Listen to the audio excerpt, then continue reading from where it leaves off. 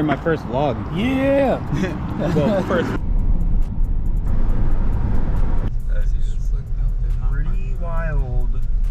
Out the last parking spot.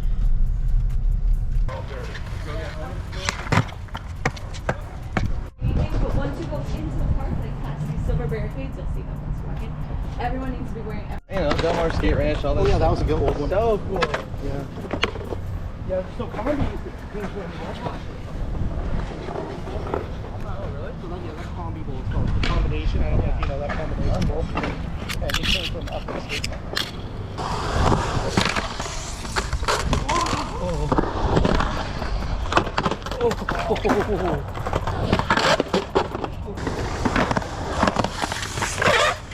Yes! Let's go!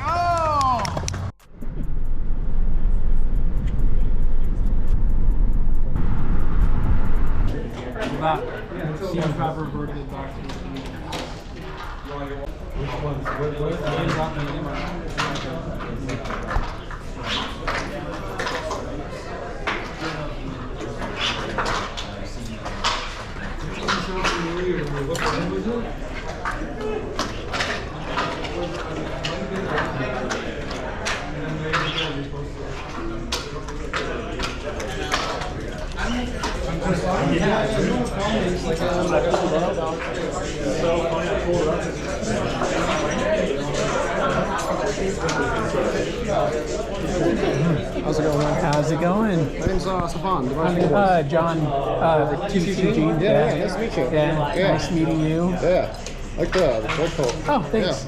Yeah, Right. I asked Scott if I can wear it tomorrow because I got it yesterday. I was like, hey, can I wear it tomorrow at the thing? He's like, yeah, go ahead. That's sick. It's like, okay, I'm not taking this off no matter how hot it gets. I know, right? Oh, that's hard. It's like my favorite graphic too. I didn't even notice that. Wait, which one? The shorty ribs.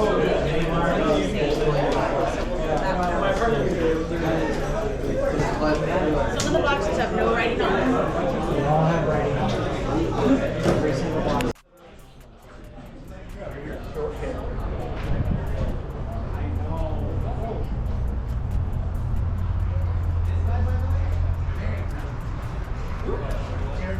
Is he really?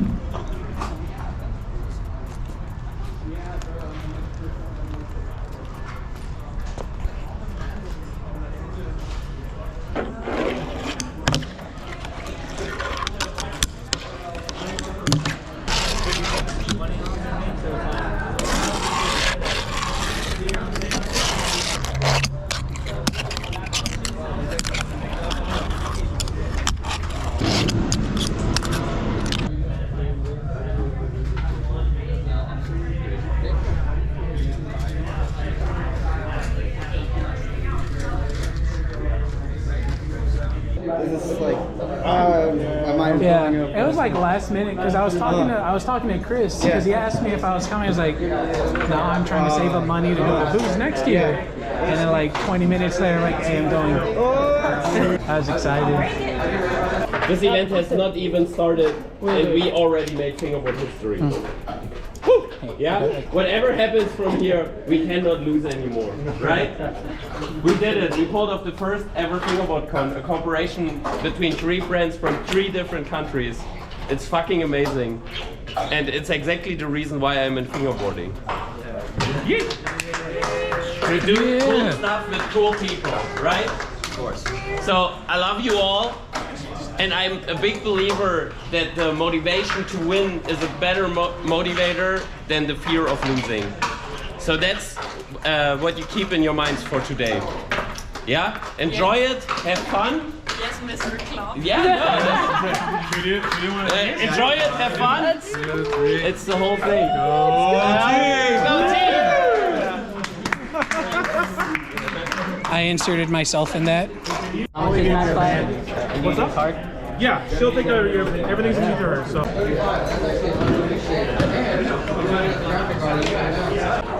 Nah. Let's check that shit out. Nah. What the fuck's that say? Nah. What does it say? Yo. What does it say? Close is fucking cool. Yeah. God. When you see this ad, you know what the fuck that means. Glow is fucking. All done. Thank you. Thanks. Take it easy. Let me see the crispy 5. Let's see the crispy. I tried my best. We'll come on next game of Is It Crispy? It is not crispy. I wasn't kidding about it either. Yeah. Has to be like crispy, huh? Like fresh. Yeah. Damn, Yeah, I was hard. trying my hardest. Do you mind if I check the wheels that you were selling? Crispy or not crispy? Oh, goddamn. I can try tomorrow still for sure. He's examining the crispy. You see this? Looks like it's been in someone's pocket. Hello. How's it going? Good, how about you? Pretty good. Have any questions, feel free to ask. Yeah. It's crazy. Do the noise. Can you hear me in the back? Do the noise. Can you hear me to the right? Who's right? My right. Can you hear me to the left?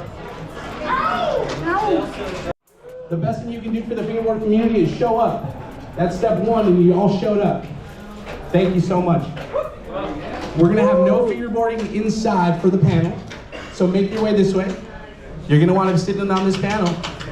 We got Black River, we got CEO Denise, we got Team Rider, we got Extraordinaire, Fingerboard Extraordinaire. We got Team Manager Ollie. This is the Black River panel. Anything you've been dying to ask Black River, now's your chance. Why not 34mm boards? Come ask them. I've asked them. You know what I mean? Come on. Come over this way. No fingerboarding in this area during the panel. Just out of being cool. But yeah, come here. Let's do the panel. We're gonna have some questions. They have some awesome insight on fingerboarding. They've been doing this thing for years. If you do want a fingerboard, fingerboard outside. But you don't want to miss this panel.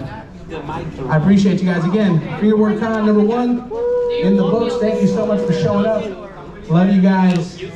And yeah, I'm gonna turn it over to the professionals.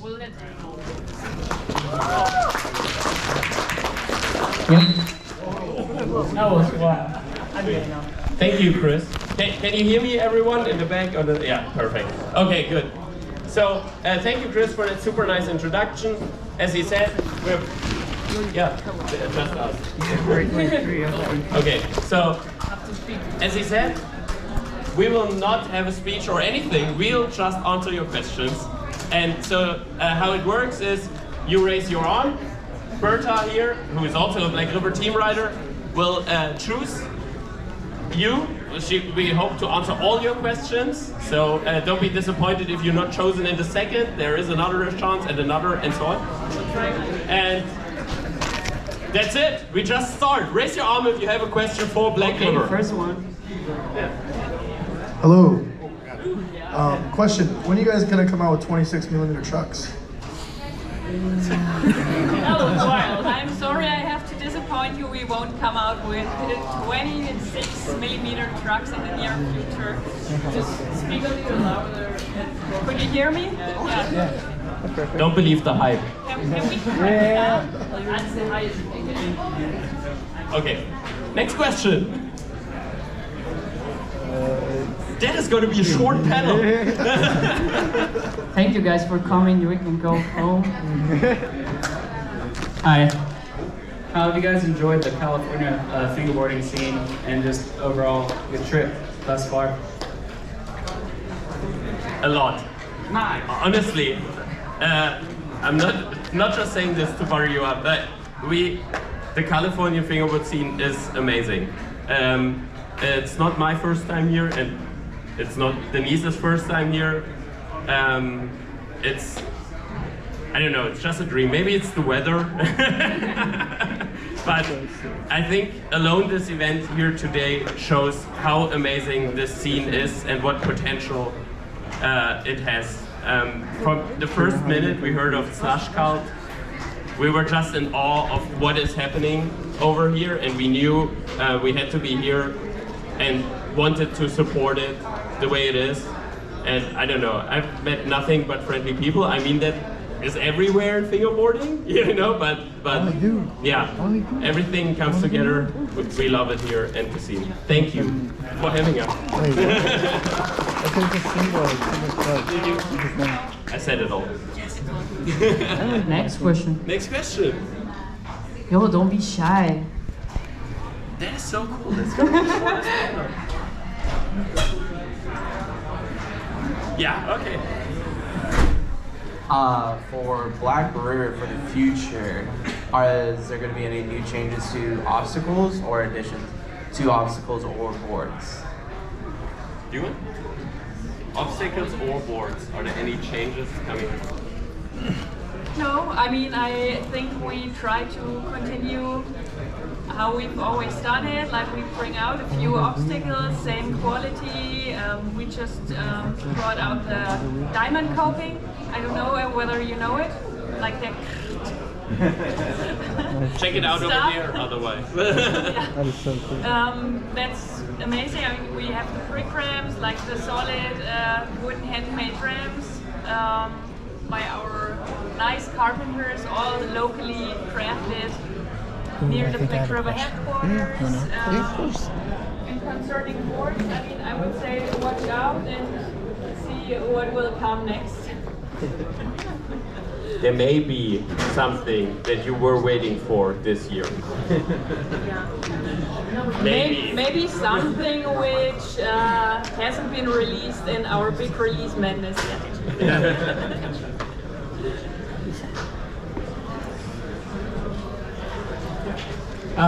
Do you have any plans as far as making it easier to get a whole Black River Park here stateside? Yes. Awesome. Yes. It is a whole big logistical problem to get Black River Parks to the US, which is mainly because it is mainly because of something that we're so proud of. It's made in Germany. And that makes it extremely difficult to import it. We have looked into so many things, and I'm not going to walk you through all these internal discussions now, but to say the least, we're trying hard. We're trying hard. Just to let you all in on a little secret, the US is one of our most important markets. And we really tried so many ways, and we're working on it. I cannot promise anything for you because we don't know if there will be a solution. But yeah. Sorry to interrupt you. That's Ollie. easy. Like the problem is our custom regulations, and we cannot change that. So we try to work our way around it, and hopefully it will be easier soon.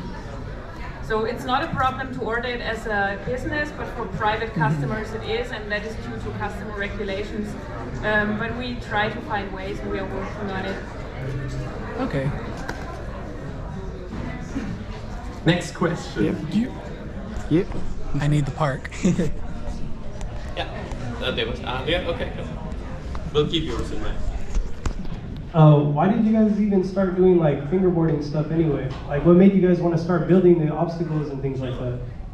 Do you want to ask? Yeah. You can answer. You're around longer than me.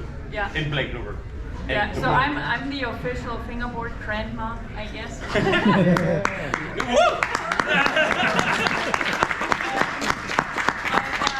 haven't been around as long as our second CEO and owner, who is not here today. He is stayed in Germany with the company. So, and he is a trained carpenter, and back in the days he went to the US. He's been skateboarding forever, I think since the age of 9 years. And he went with his friend on a US road trip, got to a skate shop and got a fingerboard keychain, like I think not even Tech Deck existed back then. Worse than that, yeah. Worse than that. Just a China keychain thingy. And he came back home and thought like, oh, I built skateboard ramps, so and I want to have a fingerboard ramp. So and he played with it and figured out, oh, we can do tricks. And so he wanted to have the same ramps in small, and that's how it all started. He began to build the first prototypes. The Big Mama was the first ramp which ever existed, and from then it all developed. Ollie? In 1999 that was. Yeah. And next year we will celebrate 25 years of Black Ribbon.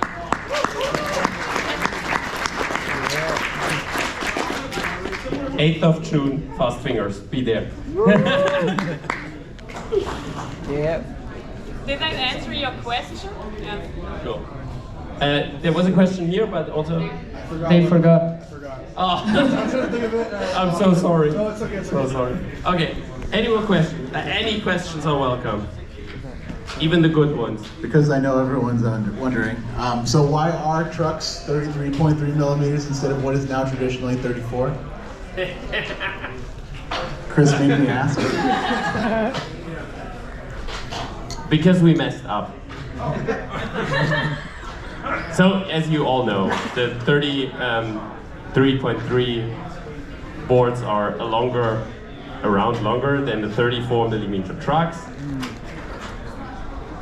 So, we were extremely naive, thinking that 33.3 is going to be the end of the wideness game. Can you imagine? And yes, then we created the trucks. They came out too wide. So now 34 millimeter. We know 34 millimeter boards are the thing right now. So we left the trucks the way they are because they fit well with other brands. And we may, at some point, go wider with the boards to fix that issue that we created ourselves internally. We may be doing that. Don't follow the hype. Don't believe the hype. Yeah. That exists. 29 exists, yeah.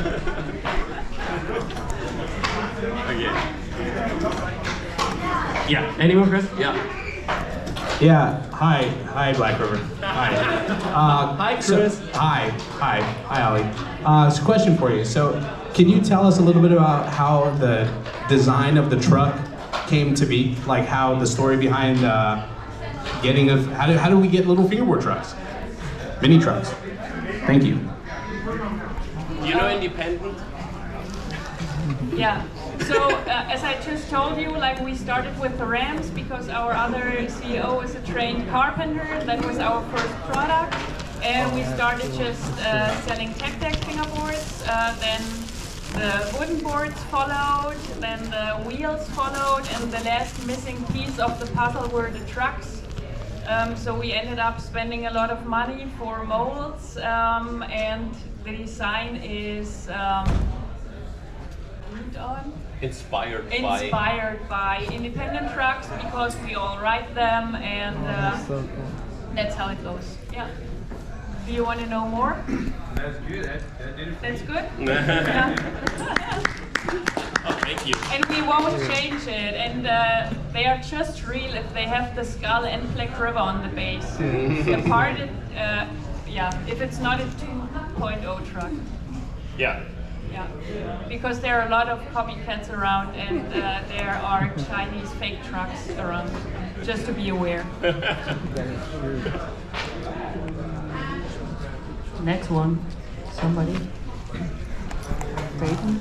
I know Sweet had a question. Oh yeah, I think he did.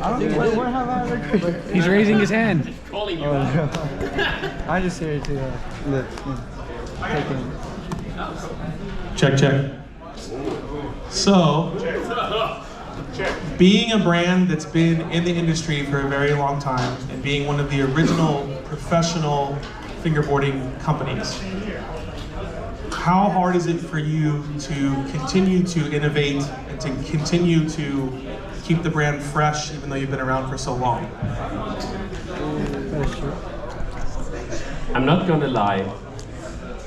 It is sometimes hard to not keep touch with the scene. You know, I'm not gonna lie. It's events like this make it incredibly amazing for us because we get to touch base. We are so happy about every single one of you who approaches us and comes to us and talks to us about whatever, like really anything. That is extremely helpful because otherwise we're just sitting in our office and just build on our thoughts. It's like as if you're in your own head, even though We don't have a life. we don't have a life. Not at all. It's just the office. No, but honestly, it's like being in your own head, right? You build on your own thoughts, you build on your own thoughts, and we all, of course, have been through our thought process, so we're already far down that road. So it's so cool to touch base or to work with companies like you, and that is what helps. And the team writer input, that is what helps the innovation. That is what helps. So as an example, if we have a new ramp idea, which is like everything Black River does, which is inspired by skateboarding. So if there is a new trend in skateboarding, we will obviously look into if we can do that. Like the slappies, right? They are obviously inspired by the skateboarding trend that just came up. And then if we have a new idea like this, then we check it, and then we usually send it to our team writers, and then they can give the input. Or we tried something new now at Rendezvous, where we did the community approved thing, where we brought the tents there that came out months later to the community, to you guys, and then you were able to test it, and we're getting the input from there. So I think it's not that much about finding the inspiration. We know exactly where it comes from, and as long as skateboarding doesn't stop developing, we won't. But it is more difficult to touch base. So what I'm saying here is thank you for being the scene, and thank you for helping us either by reaching out on social media, or by visiting events, or by testing our products, or by buying our products. That helps massively, and this is the way how we try to keep it fresh and new, and try to keep up with the young generation, even though we're some old people.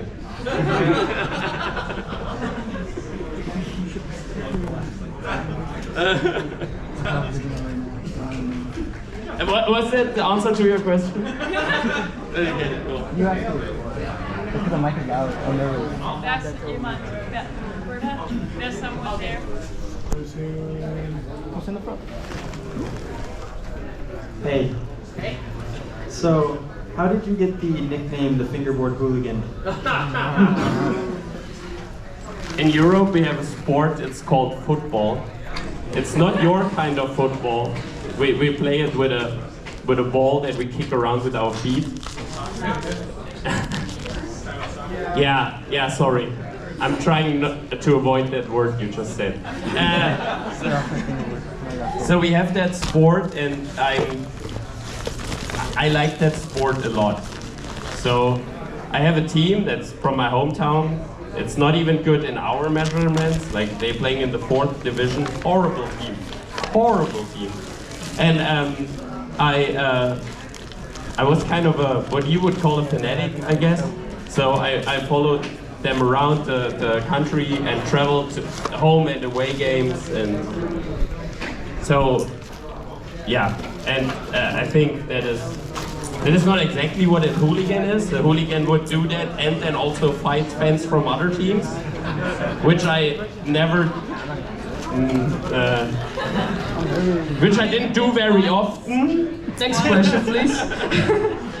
Anyway, for any fingerboarder who is usually, all the skateboarders and fingerboarders in Europe, they are usually not into football because it's a team sport and you practice for it and you know, stuff like this. So for them, I was a really extreme person, and that gave me the nickname the Fingerboard Hooligan. Hi, Ollie. Hi, Chris. Do you think Black River would have as much success as it does today if it was actually correctly translated? Because isn't it Black Creek, correct? Denise? Do you think Black Creek sounds better, or do you think Black River sounds better? I think Black River sounds better, but we can do like a survey here. So, who likes Black River more than Black Creek? Please stand up. Please stand up. I think Black River sounds. And now, everyone who likes Black Creek more can stand up. I don't know what it is. Secret. All of them? All of them? But the question was, would we be as successful? So if we would be called Black Creek and did exactly the same that we did, would you still buy our product? Okay, 1. So yes, we would be way less successful.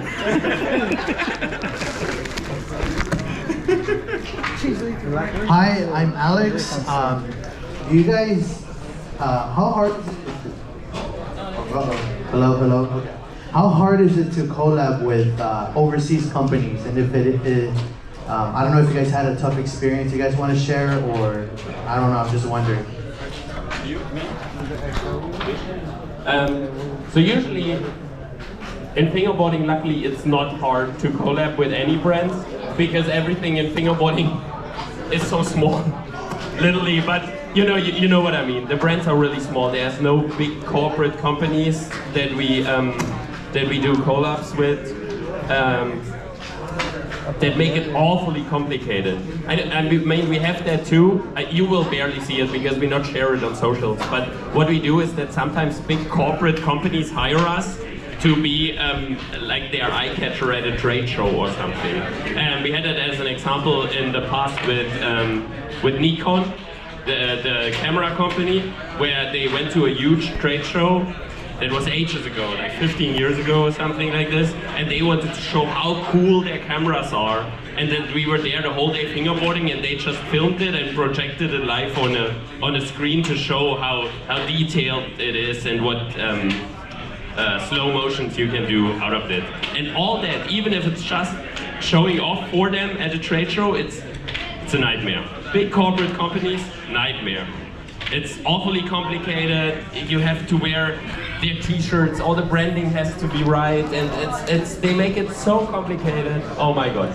And with fingerboard companies, it's not that way. It's like, hey, I like you. Oh, you're cool too. You know, it's almost like idiocracy. Oh, you like money? I like money too. You know, that way. No, but it's so even overseas, the scene, no matter where in the world, is so welcoming. So it was never a problem. And did we have any bad experiences? Just some people not paying their invoices in the beginning, but we learned from that. Yes, if you want to resell Black River, you have to pay upfront, and then we send your stuff out. We learned that the hard way, but no, this is the only bad experience we ever made. And usually everyone can reach out to us. To be honest, we're not gonna collaborate with everyone, because if we would do that with everyone who reaches out to us, then we would need way more than a release madness to bring out all these products. But no, if your heart is in it and we hit it off, why not? They don't have any improving shape of XL wheels. They only have minis and street. I just realized that. Oh, next question. I was thinking of asking, but I just want to say, of course, I'm happy to answer all your questions here right now, and we have planned this for an hour, so we can go way longer. But also, if you are the kind of person that is not confident to speak in front of other people and ask your questions out loud, we will be around the whole day, and also tomorrow at the Slush Cult event. So I just wanted to say, of course, I'm happy to answer your questions right now here, but also feel free to always reach out to us or via social media, or just talk to us here, and we're always happy to answer your questions. But that being said, next question. I got it. Sick. Oh, hey, Chris. I'm just curious, did you guys see a spike in sales? Or like, during COVID, did sales go down or up? Way up. Yeah, that's what I figured. because everyone was indoors. And also, were you guys scared, like when COVID was happening, were you guys like not afraid of but sales and stuff? I mean, the whole COVID time was really complicated, especially like the sales to the US, because shipment and all the shipping companies were affected as well. That was a problem. But in general, like the sales increased because kids were hanging around at home, were not allowed to go out. Like in Europe, we had a lot of lockdown, allowed to leave your house, like just in a very small radius around your house. So if you were a parent, you just bought what your kids wanted to make them happy and to somehow survive that shit and not get crazy, you know? So, and that definitely helped. And also, like at this point, like thanks to all the US customers who were really patient because we couldn't ship out for a while, like I think like 2 months, and we are really thankful that no one canceled their orders and we could ship it out after that time. Thank you for that. I also want to take a view on that, not from the Black River perspective, but from the scene perspective. Because I really felt that COVID did a lot of good when it comes to the fingerboard scene. I almost feel like we have a double generation right now, because we not only have the upcoming generation, but I also felt that due to COVID, a lot of people came back who were inactive. A lot of inactive people came back, and so I feel like we have a double generation now, and this makes the events now that we are finally allowed to do events, even more beautiful, because I feel that generations meet now that they would have not met otherwise, because the really, really old people came back from like the really first days, and we have the new upcoming generation right now. So I think for the scene, not just for Black River, it did a whole lot of good. And it's crazy to see that something so horrible and all the negativity it came with can do something, such cool thing on the other side as well. So it was a huge challenge and a huge chance at the same time.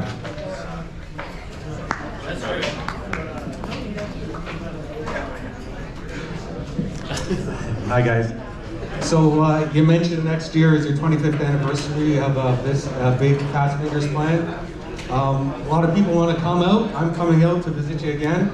What advice would you give to first-timers that are visiting Germany and want to come find you and attend the Fast Fingers?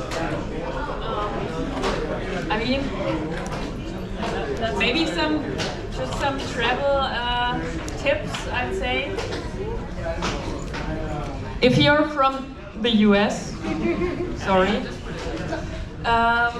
Be sure you have an international travel passport. You know, I don't know where to get it in the US, but go to your whatever local administration office, whatsoever. Where do you? Post office. Yeah. Post office. Yeah, you go to the post office. Otherwise, they won't let you out of the country because that happened. Oh. We know that. We had people who wanted to come and couldn't. You can book a flight to either Frankfurt or Munich. If you want to come by train, Munich is really good. And book your rooms in advance because we're at the countryside and the capacities are pretty low, I'd say. Like, it's not LA. Yeah, and in the worst case, just reach out, I would say, and we can give you advice or maybe even help you with checking out things. Do you want to know more, or? Yeah? And yes, the German highways have no speed limit. If you rent a car. If you rent a car, yeah.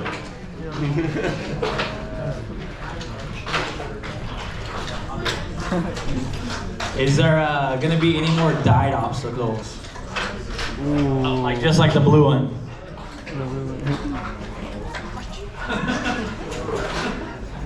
So there will be a died version of that exact obstacle you're talking about.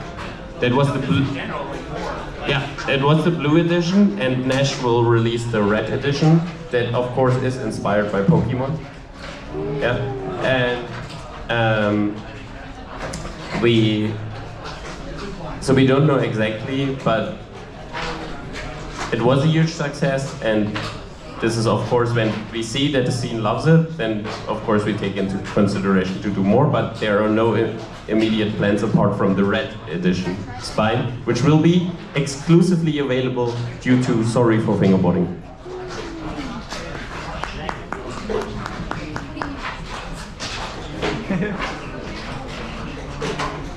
There is a pizza. So, I was wondering what the meaning behind the skull and crossbones in the logo and the whole idea of pirates, because I know there's a Black River Bronze graphic that's a pirate, so I was wondering where that came from.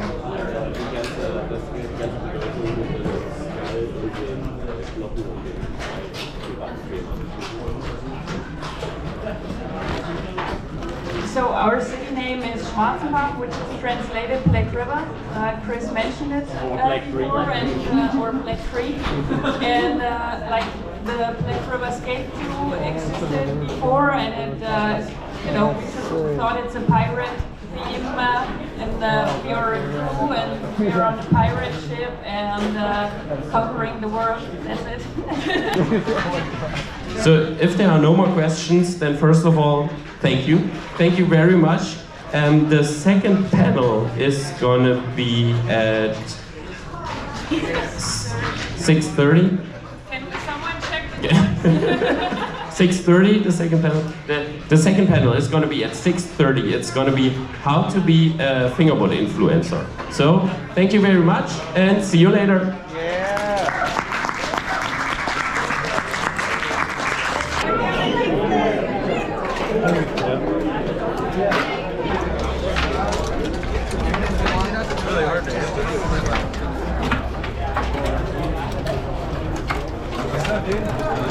But FB Christopher, Fingerboard Con #1. Fingerboard Con #1. What do you think? What do you think so far? It's incredible. Glory Boy went pro today. Yep. Love Glory. Shout out Glory. Fingerboard Con #1 is a movie. It's exquisite. TC Jean pulled up on me, beat me like 5 times in skate. He's dripped out like $200 worth of joy coat. He's just going crazy. We're going crazy. Fingerboard Con #1, hopefully #2. And I love you. There you go. Like that. Just keep that entire thing. No cuts. Or you can cut it up. No, I'm not going to. You can cut it. Actually, I'm gonna cut it up. I'm gonna make you say some weird stuff. I know, right? You Yeah. cut it up, you're like, fuck fingerboarding. Been here like 5 hours, and I'm like, where'd Casey go? I saw him once. Once when I walked in. How's it going, Ian? Right? Yeah. How you doing? Good. How's it being out here? It's super different. So like here it gets hot, but there's always this breeze. In Texas, it's just the sun hates you. The sun hates you. That makes sense. Yeah. And it's getting cooler here now too, so. It was pretty shitty. So finally I was like, shit, look at my sweater. Yeah. Feels good to just have a I get to sweater. work. I got the Joy Colt hoodie. Yeah. Oh, 15 minutes on if I said. I was all mad because I'm like, well, it doesn't get cold in Texas. I'm never gonna need this. You got an Alien Outpost shirt. So what's your favorite park here? That one. This one, the big bowl. No, I love your videos. Oh, thank you. You have the sickest collection. It's insane. Thank you. I noticed everyone kind of doesn't like mine's like right here, like and like sometimes it's the top and then like I just like making my border. It's fun.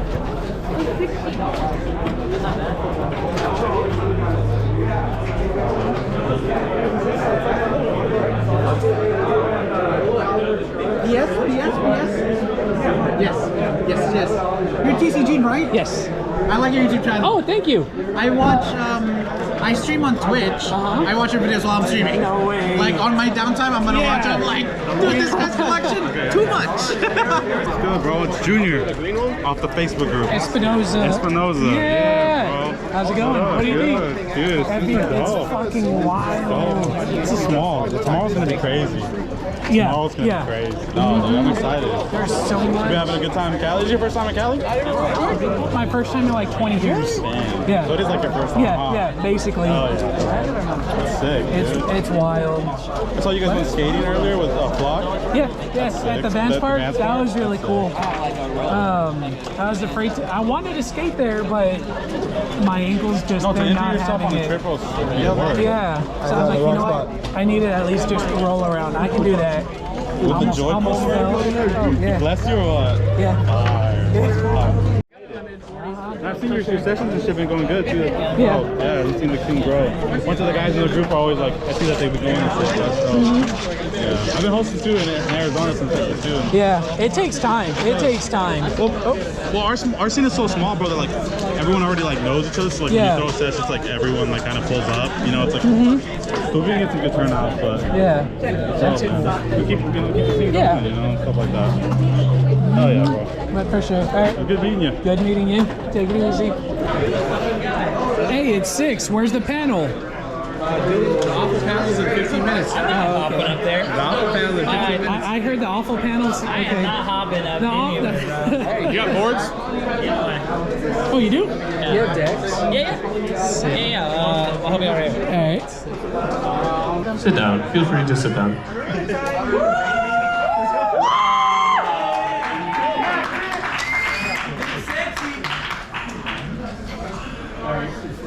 All right. Cool. So I give you this microphone when we're done. When I'm done. Okay. So welcome to the second panel of the day. It's how to be a fingerboard influencer. And we got the best person for it in the scene right now. Why you gotta say right now like that? He's a Blink-182 enthusiast, and since Tuesday also officially Slush Carl's pizza manager. He is bigger than the awful brand he's writing for, and therefore elevates the people around him. Pay close attention in the next hour to learn more about the social media manager, about the social media game, a great person, and I'm honored to say, my friend. Give a warm welcome to Chris Vargas. I love you. Ollie, I love you too. Thank you for that. Hi, my name is Chris. If you know me on social media, you may know me by fb.christopher. I like to keep it simple. Didn't want to go with a typical fingerboard name with some variation of fingers in it, misspelled, all weird, right? But thank you for being here at Fingerboard Con 1. Thank you for Sixgate. Thank you for Slush Cult, Black River for having me. Oh man, this is gonna be a learning experience for all of us, because this is Fingerboard Con 1.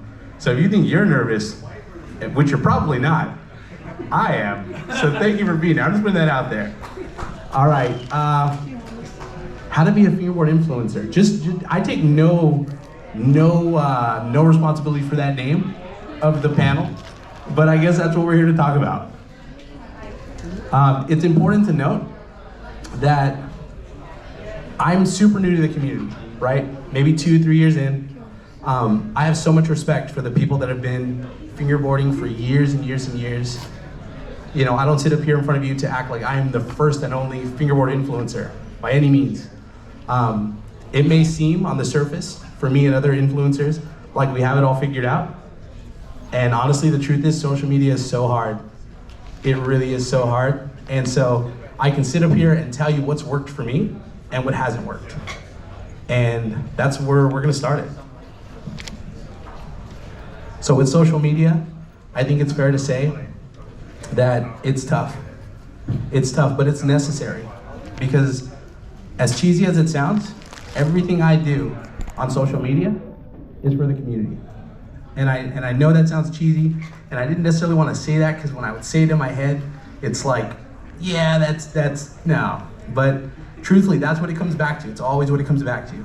And you'll hear me say it a few times tonight. It comes back to the community. It comes back to growing the community. I don't expect to do this forever. I realize that right now it's like my hobby, my passion. But at the same time, I recognize so many new faces in the room. And just the past couple months, couple years, there's so many more people fingerboarding. And it's an incredible feeling. And it's good for all of us. It grows the community. It's good for these brands. A lot of these brands and board companies are small companies, right? So we're not like buying fingerboards on Amazon, shout out Amazon, but we're buying them from dudes who are literally using this money to like make their car note, pay their rent, and we're helping these brands that are starting out, and it's just an incredible thing. It's all about community. So having said that, let's dive into the social influence of things. So me, myself, I will tell you that the first thing to realize about being a social media influencer in any genre is that you have to have a certain level of toughness about you, mental toughness. Physical toughness, questionable, optional. Yeah, because I'm not that tough. But mental toughness, it's tough, honestly. And I don't want to be the social influencer up here like, oh, I have a hard job, because that's really not what it is, but it honestly is a numbers game. It's a mental game. Honestly, how many times have you posted a video or a picture and you're like, this is the one. This is 1 million views. I can't tell you how many times I sat there in my garage, I film a video, it takes me an hour to film, an hour to edit, and I'm like, this is it. This is 1 million views. Post, bam. Next day, 90 likes, 2 comments. One of them is like me replying to somebody. And it's tough, and it kills your ego so quick. When it comes down to it, you know, social media influencing and content creating in general can literally crush your momentum, or your mental momentum, or your mental toughness with one post. You know, I don't want to be preachy, but it's like you gotta be committed to it. You know, you gotta want to really do it. It's easy to say like, I want to be sponsored, or I want to be an influencer, because there's so much stuff that people see on the outside. It's like, oh, they get free stuff. They're always posting this. And there's definitely pros to this, right? There's definitely perks. But it's the tough side that you don't see. Like it's the going out, right? I mean, have you all seen any of my Dollar Tree videos? Yeah, it's like an hour of shopping, an hour coming home, sitting there like, what the fuck am I gonna do with these Jenga blocks? You know, but it's fun. You know, it's fun. So it's necessary, because it goes back to the community, right? Because my thing is, I feel like since I started fingerboarding 3 years ago, the fingerboard community has exploded. It's just exploded. And it's thanks to brands like Black River, who've been doing this for 24 years, almost 25 years. It's thanks to brands like Slush Cold, who literally have created a space at the Mini Mart, which I hope to see you guys there tomorrow. But they've created a space where you can go every single weekend and fingerboard with your friends totally free. And again, I said it earlier, the best thing you can do for the community is show up. That's it. It's free. You just show up. And to tie that back into social media content, if you see someone making fingerboard content, arguably good or bad, just show up for them. That's how we push the community. If you don't want to be social media influencers, which is great, which is fine. I mean, arguably we all are, right? We post and edit. Technically, we're all a bunch of influencers in here, right? But seriously, the thing you can do to help us out is show up.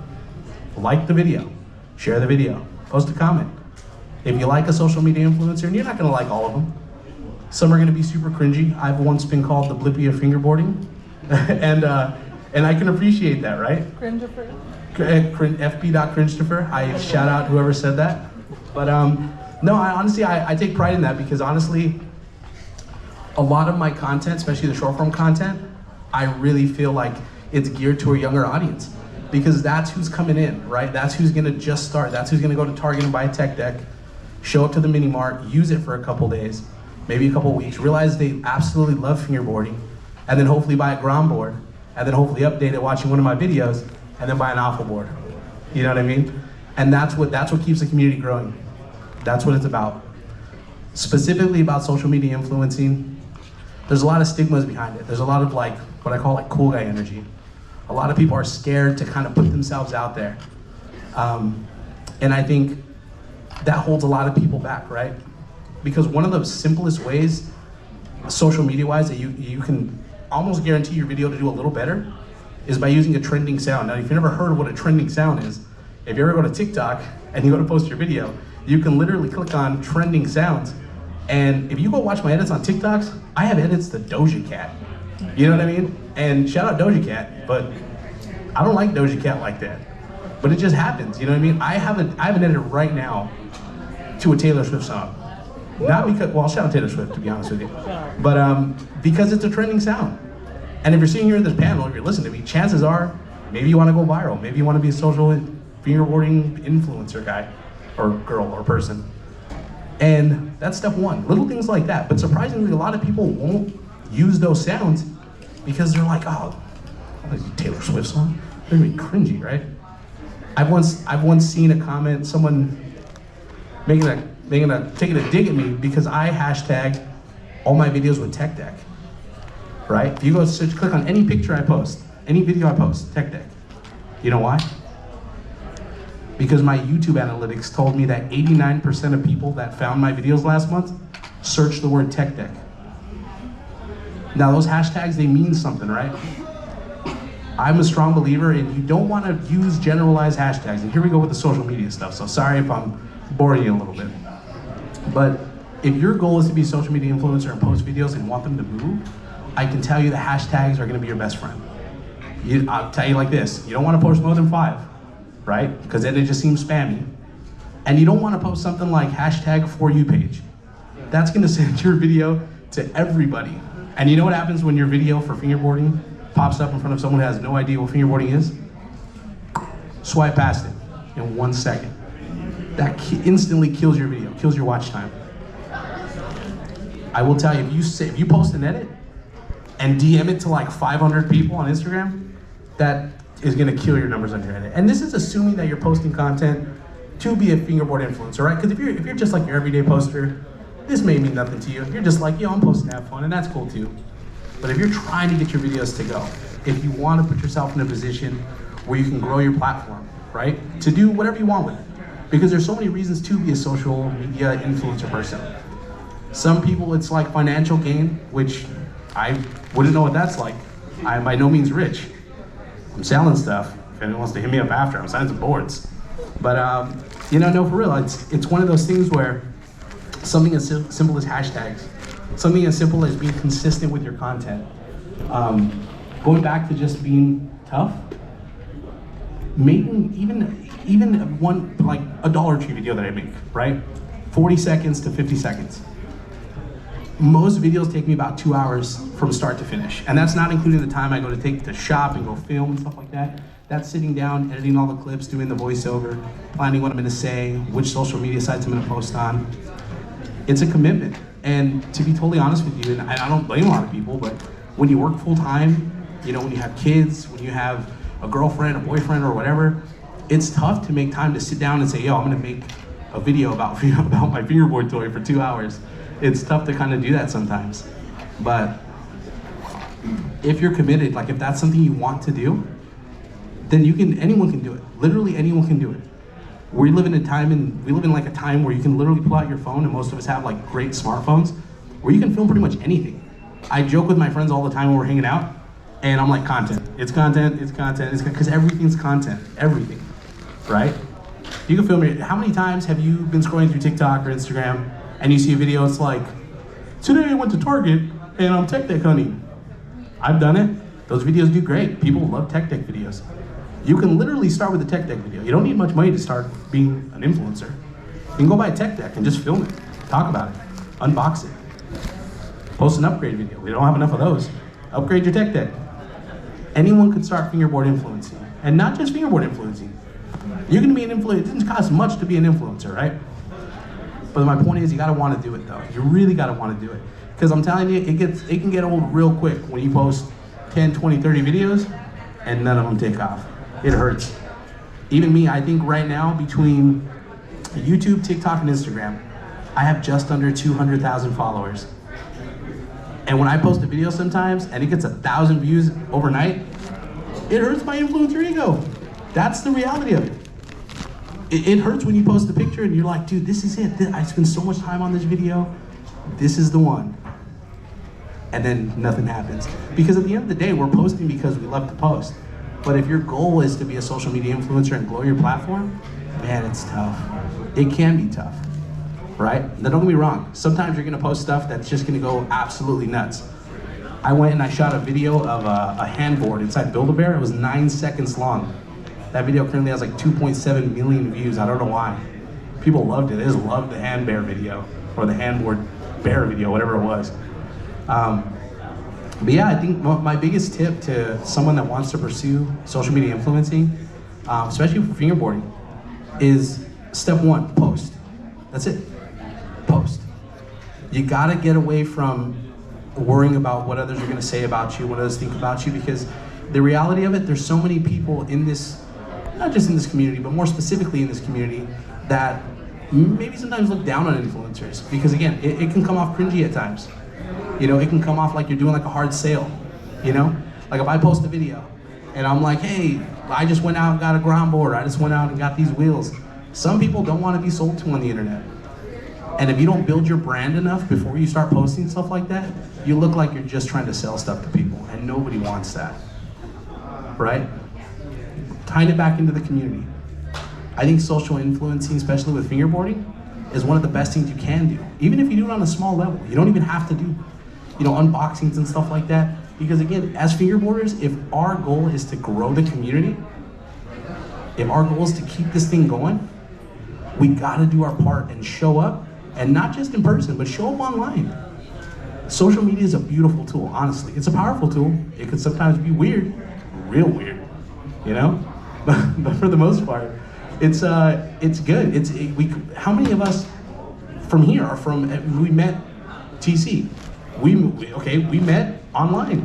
Yep. And here we are, under the same roof. Yep. Because we both love tiny fingerboards, tiny skateboards, whatever. We're here. So it's important. It's important to use the tools that we're given to grow this community. Because again, that's what this is about. That's what my whole thing is. I've talked about it before. I have no problem thinking about passing the torch to the next generation, because I have so much respect for the people that came before me that are fingerboarding, you know, years ago, that are still fingerboarding today. And it's like, as a student of the hobby, I have so much respect for fingerboarding that I wanted to keep growing and growing and growing. And when, you know, young kids come up to me and they're like, yo, I started fingerboarding because of you. Or even better, when an older person comes up and they're like, yo, my kids found your vlogs, which that's why I bleep out the cuss words. Shout out moms and dads. But when they find my vlogs and stuff, it's cool when like the kids start fingerboarding and then the parents start fingerboarding. I can't tell you how many times mom and dads will DM me pictures of them at the Dollar Tree with their kids buying this stuff to do the builds, because it's like multi-generation, and it's gonna keep fingerboarding going for years and years. And that's what the goal is, at least for me, right? Because you can have tons of motives with social media influencing or fingerboard influencing, whatever you want to call it. But I think one of the hardest things is getting rid of the stigma of it. Because I've had this conversation with my friends before. I used to struggle with almost like an identity crisis. And I don't, well, it's not too dramatic, but it's like I used to struggle between being a social media influencer person and a fingerboarder. And I always thought in my mind there were two different things, and I always separated them. And recently, I had a conversation with my consigliere. They know who they are, shout out you. And they told me, like, you gotta stop. Like, you gotta stop separating them in your mind, because it's creating so much conflict. Because honestly, when it comes to social media influencing and fingerboarding, we're in a lot of ways in uncharted territory. Because I'm in no way the first and only fingerboard influencer. There's many before me, many that are gonna come after me, many that are starting up right now. Shout out Jake in the back, love you bud. But seriously, if you see someone creating great content, like the video, share the video. We gotta keep growing the content, because at the end of the day, that's what's gonna keep the community growing. You know, I struggled with that in my mind so much, and then I kind of realized, like, it's all the same. Like, I'm the same person. I can be both things at one time. And it just took me forever to kind of get rid of that own stigma. And I think that's the biggest hurdle when you do social media influencing, is like, you don't want to come off cringy. You don't want to come off like that guy. You don't want to post something that's gonna make someone kind of roll their eyes and be like, this fucking, you know what I mean? A Doja Cat song? Man, when the Barbie movie came out, I posted an edit to the Barbie song. Oh man, with Ice Spice, dude, I got roasted in the comments. But I'll tell you what, that video did like 20,000 views. Worth it. Worth it. If that's what you're trying to do, worth it. Yeah, shout out Ice Spice. Shout out Ice Spice. And Nicki Minaj. You know, I'm definitely a munchkin.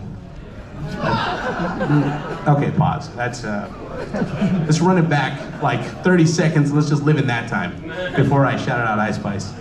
But no, I think in You know, in closing, I'll say that I think, just to reiterate, I think social media influencing, especially with fingerboarding, obviously that's why we're here, it's needed. It really is needed because that's how we grow the community. If your hurdle is that cringy thing, right? Like that was, for me, that was the hardest part, was being able to post a video and knowing that I was gonna get kind of roasted or people are gonna look at me sideways in the community like, oh, that's that guy, like he posts like Barbie edits and stuff like that. And it was tough to get past that. But you know, you gotta find a way to kill, I don't know how to say it, it sounds kind of gory, but it's like you gotta find a way to like kill the part of you that cringes. You know what I mean? Not the cringy part of you, because that's your personality. Just FYI, I have a personality. I'm not afraid to share that online. If you watch my vlog, if you watch my video, that's what makes it authentic. And people want authentic content. If someone's inauthentic, you can tell 2 seconds into their video. And I don't know about you, but you know what I mean? I'm gonna keep it real. So the biggest thing, authenticity. Stay consistent. If you want to do social media, stay consistent. It's hard, but stay consistent. You'll watch your numbers grow up. One of the payoffs is that you get to work with awesome brands, and that's just a perk that comes with it. Because a lot of people don't realize this, but if you build your platform up enough, you essentially make yourself valuable to these brands. And that's another thing. Some people come up to me and they'll say like, well, how do you get sponsored? It's like, well, you wanna know a real easy way to get sponsored? I wouldn't say easy, but you know what I mean? Like you can literally build your platform up so big that you will have companies coming to you saying, hey, you wanna wear my shirt? Hey, you wanna wear my hat? You wanna ride my boards? And that's cool. I know there's tons of people in this room that wanna be sponsored because that's like everyone's like, and that's cool. There's nothing wrong with being sponsored. But I'll tell you, if you wanna be a social media influencer, you do it. You gotta do it right, you gotta stay consistent. And I'm telling you have fun with it. That's the biggest thing. Have fun. I used to think that there was no wrong way to fingerboard, but then I realized there's one wrong way to fingerboard, and that is to fingerboard and not be having fun. Yeah, I'm ready to do, thank you. You know, the whole how to be a social influencer, I don't know if I hope I covered enough to where, you know, you have an idea of what it takes, or at least what you take away from this is go home, and if you want to be a social media influencer, step one, post. Just post. Just keep posting. Just remember that everything is content. If you set up a board tonight that you buy here, hopefully you pick up a board from Slush Cold, or you see Dylan walking around, pick up an awful board, set that up. Set it up and tell you what, film it. And then post it online and tag these brands. And you'll see. You'll grow your platform and it'll be awesome. Thank you guys for coming to Fingerboard Con #1. I love you guys so much. We're gonna do a Q&A. So if you guys have questions for moi, I would love to answer them. See me walking around, let me know. Hopefully tomorrow, you catch me at Slush Cult Mini Mart because it's gonna be wild. Come with some trucks, come be Jolo and skate. Here's a Q&A. Ollie, this is your cue. No, it's not my question, but whoever has a question, raise your arm, I'll bring the mic to you. Hi, Chris. Hi, George. So growing up, I fingerboarded using like a lot of textbooks and pencils and flat bars, and the first time I saw some of your content, it was the Dollar Tree builds, which I thought was amazing. Like I wish I had that back then.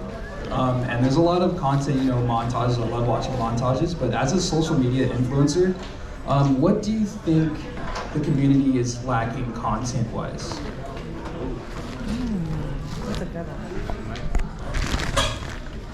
I appreciate your speediness, Ollie. Thank you. I appreciate the hustle. You know, I would say that there's never enough content. You know what I mean? I think that you find your niche, right? Like if you're someone who wants to make content, you just pick a niche.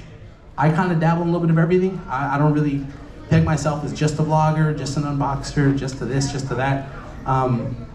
You know, I don't think, to answer your question, I don't think there's enough of anything. We need more fingerboard vloggers. We need more lifestyle fingerboard vloggers. You know, I feel like I try to do a little bit of everything because I want someone to find my platform and find something for them.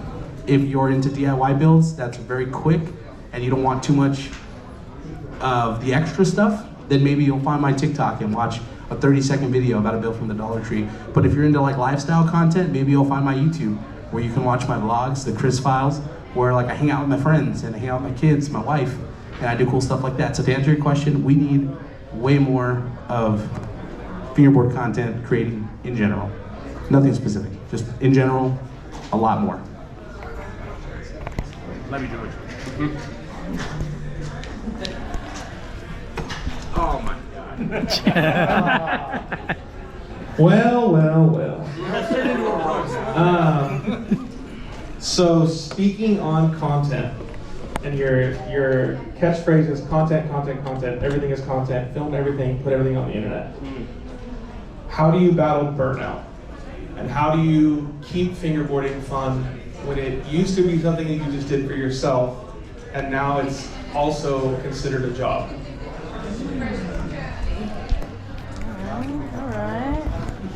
Thank you for that very insightful question, Clayton. You know, it's a good question.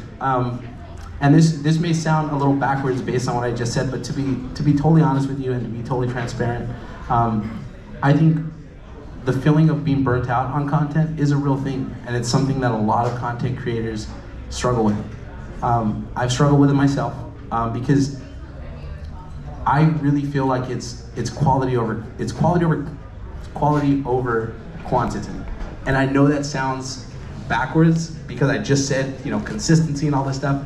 But truthfully, I think me myself, the way that I kind of battle that is I do take breaks, right? I do film a lot, so it's like almost like when I'm hanging out. If I know I'm going to be hanging out at the Slush Cold headquarters, I will vlog. You can ask these guys. I vlog everything. If I'm hanging around with Dylan just at the shop, I'm vlogging everything.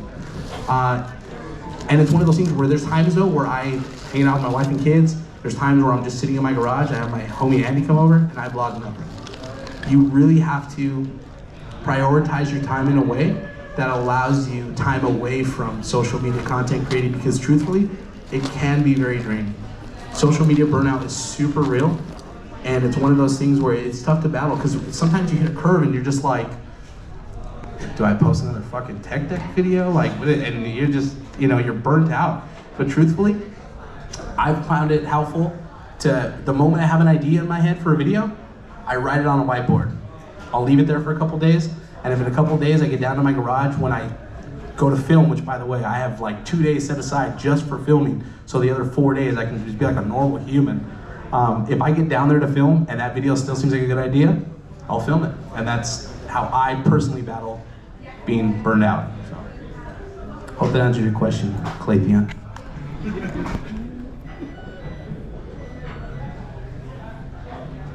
Any more questions?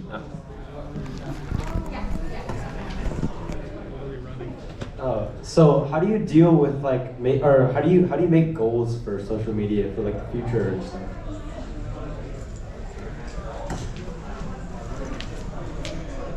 Appreciate the hustle. You know, honestly, I'm glad you asked that question, because when it comes to social media, if you're, again, this is, I truly believe everyone's like a content creator in some way, right? But obviously to some degrees.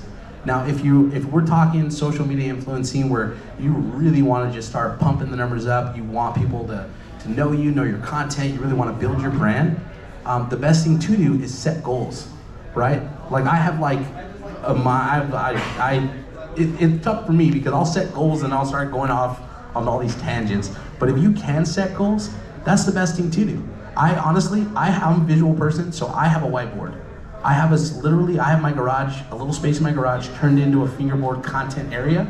So when I'm there, my brain knows I'm in content mode. And I realize not everyone has like the space to just have like their own content space, and that's totally cool too. Even if it's like a little nook in your house or just like a desk or something like that, you gotta get yourself in a place where like mentally, you're checked into fingerboard mode, you're checked into influencer mode. To answer your question, I think writing your goals down is the best thing. I think having realistic goals is important. I think not comparing yourself to other content creators is super important, because that'll kill you quick. You can be on top and then post a video and get 1,000 views, and someone just started 1 million views. And if you focus on that, it'll get wild real quick. So you just gotta be tough. You just gotta plan ahead. Biggest thing, plan ahead, set time aside for fingerboard content, set realistic goals to, I'm gonna film 10 videos over the course of 3 days, and maybe you have a week's worth of content. You know, that may be too ambitious. Okay, so I'm gonna take 2 days a week, I'm gonna film 5 videos. So it's all about setting goals that are gonna be within your schedule to where you're not overstretching yourself, because then, I'll tell you, right back to the burnout, you'll burn yourself out super quick. So when you set goals, make them super realistic. Thank you for that question. Hey, Chris. All right, so I'm struggling with how to phrase this question, but some of the biggest and most popular brands have a very polished, professional Instagram and social. And yeah, I think there's a fine line. I think that you definitely want to remain polished, but you definitely want to make sure that when people look at your stuff, find your page, look at your store, that people feel that sense of life in the brand. So if you can find out how to breathe life into your brand, breathe authenticity into your brand, then I think you got to figure it out.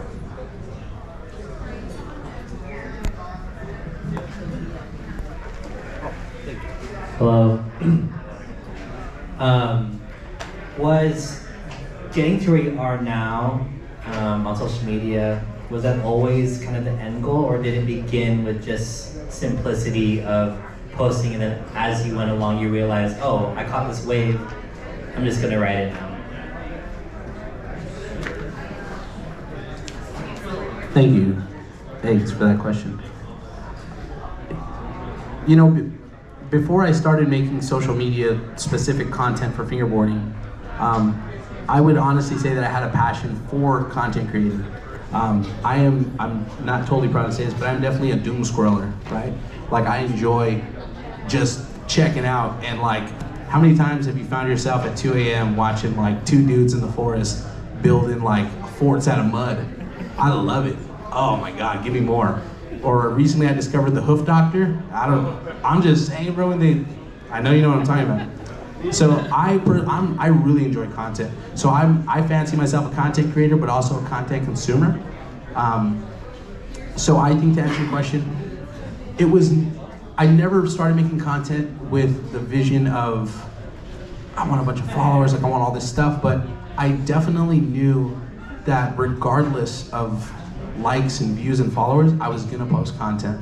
Before I posted content for myself, my wife would post content on her page, totally unrelated to fingerboarding, but I would love to help her out and just kind of help out with videos, and you know, she's great all on her own, but I would like help out where I could, and I loved it. I don't want to age myself, but man, when Vine was a thing, the 6-second Vines, you know what I mean? R.I.P. Vine, but da-da-da-da, big old boys, da-da-da-da. I don't know if you guys remember that, but, oh man. But anyways, yeah, it was never an end goal, right? But obviously, good things come to, you know, people that work hard. I really feel like I work hard on my social media, and I'm proud of what I built, and yeah. So good question, thank you.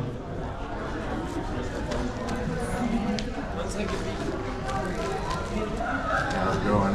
I know you already talked about balance, but this is something that resonates with me, being a dad, family, being married. Just how do you find that balance? Being married. Sorry, I don't know what's going on now.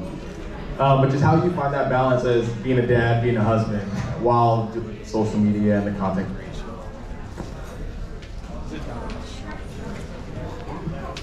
Thank you for that question. I would be totally lying if I said it was a one-man show, truthfully.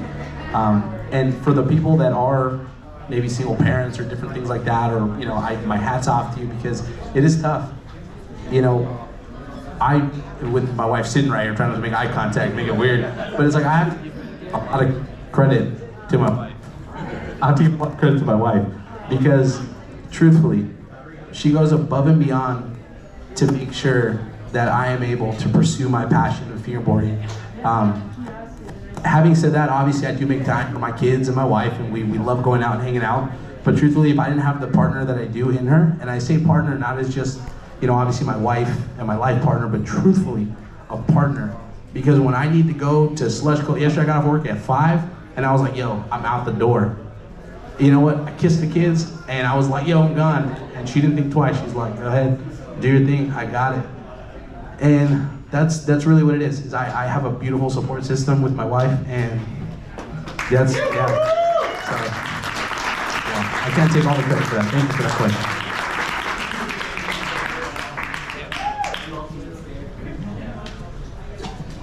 Okay, we got a question from Instagram by Dude Guy FB. Shout out Dude Guy. All right, I'd love to know if he has a pivotal memory for him in fingerboarding. Either something he saw, an edit or a product, or something that happened for him, just a big FB memory.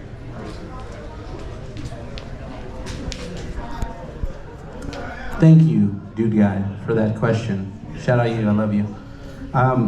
I have two that I'll speak on real quick to not be so long-winded. I mentioned this the other day, so I recently announced that I was gonna be a part, well, I am a part of the Team Mini Mart, and it's a long time coming. That's like the ultimate, I mean, a lot of people didn't even realize I wasn't on the team, because I made it such a big part of like my brand. But anyways, no, so to answer your question, so I posted about this, but just to give a little backstory, my friend Andy came over a while ago, like 2.5 years ago, to one of my kids' parties. I never realized that fingerboarding could be what it is. Like I've had plastic tech decks, but I never once crossed my mind that you can do tricks on them. It was, oh man. My homie Andy comes over, he whips out his, well pause, that's weird, he pulls out his LC board with Biggie Smalls on it, and he puts it down on the table, and he ollied over a soda can, and I was like, what did you just do? And yeah, so my homie Andy really introduced me to what fingerboarding could be. That night, I'm laying in bed, pull out my phone, I Google fingerboarding, and I've told this story to them many times. The very first thing that popped up was Slush Cold. Clicked on the site, scrolled through it, loved it.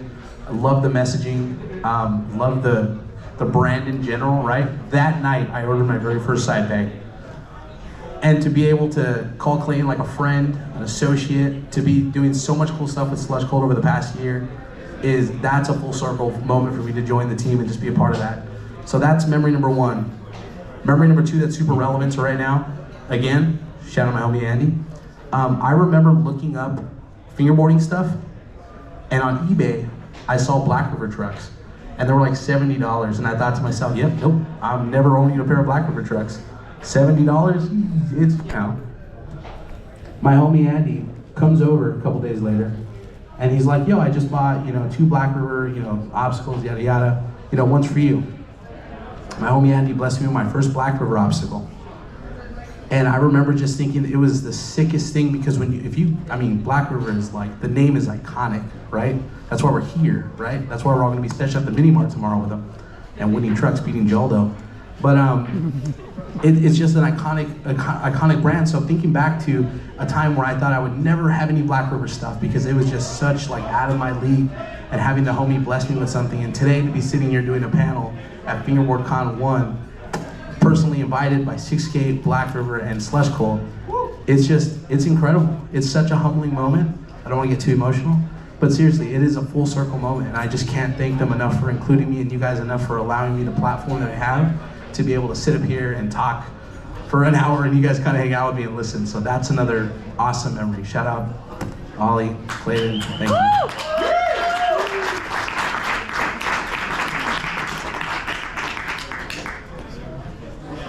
Any more? Not a super serious one, but your voice sounds deeper in person. Do you do any like vocal editing on your videos or anything like that? Thank you for the question. I think that it's important to, and I'm glad you asked, because this is something maybe we should have touched on earlier, but when you're making social media content, I think it's important to have your own identity and to find something that stands out, to be your own, right? And it's important to like watch other creators and gain influence from them, and kind of like, if you ever stop and watch someone's video all the way through, ask yourself, like, what about this video made me watch this entire video? And vice versa. If you just, if one of the videos pops up, you watch 5 seconds, you're like, what made you swipe away, right? But to answer your question about my voice, I get it all the time. I was at a fingerboard place probably like a year or two ago, right when like the Dollar Tree videos took off, and I was fingerboarding. And I'm sorry if there's any kids in here, but I said, oh fuck. And this little kid was like, you cuss? And I was like, oh man, that's why I started blurting out the cuss words. But you know, that was wild. And then I've literally been at the mini mart before, and somebody like was standing there, and this kid tells me, hey, why don't you talk that fast in person? And to answer your question, there's definitely, you guys know what a customer service voice is? Like, see, I'm talking here right now, right? But if I'm on the phone, like, hey, thanks for calling Slush Bowl, you know what I mean? Like, so I would definitely say that there's definitely a voice that I use for social media. A lot of the talking fast, I don't actually record the videos that fast. I just clip out all the extra space because me, the way my brain works, I want content super fast. Like, I don't want to wait. I want it bam, bam, bam. But there's other creators who have like a nice low tone and it works for them. So I think it's just a matter of finding something that made my videos stand out, and I kind of landed on sounding like a fast talking Mickey Mouse. It works. It works. Thank you. Okay. Yeah, give it up for Chris. Thank you.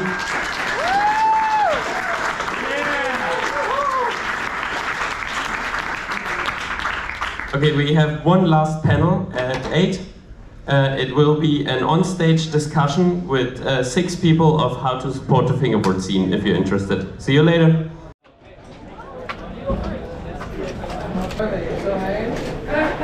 Just barely. My feet are my feet are killing me right now. I feel like you've been fucking everywhere, dude. I've recorded 2 whole tricks, fingerboarding. I haven't touched the parts at all. I've just been... It is just, it's such an experience. Like, you know, this. And then I'm doing it again tomorrow. And then the next day. Oh, hey, and then I get to chill. There's that foundation deck, by the way, with the wheel wells. Oh, that looks cool. Nice. Yeah, I think she'll clip that. Yeah. Yeah, but you see, like that one, I feel like I actually did okay on the wheel wells, but they're still not perfect. It's tricky to get them. Comment on every single video. DM us. Like most of the people, you either have a social media manager, which I'll be honest, most of us do not. It's us. Like if you DM the Slush Cold account, it's me every single day. I answer every single DM. I talk to every single kid. Whether the question is important or not, I will write back.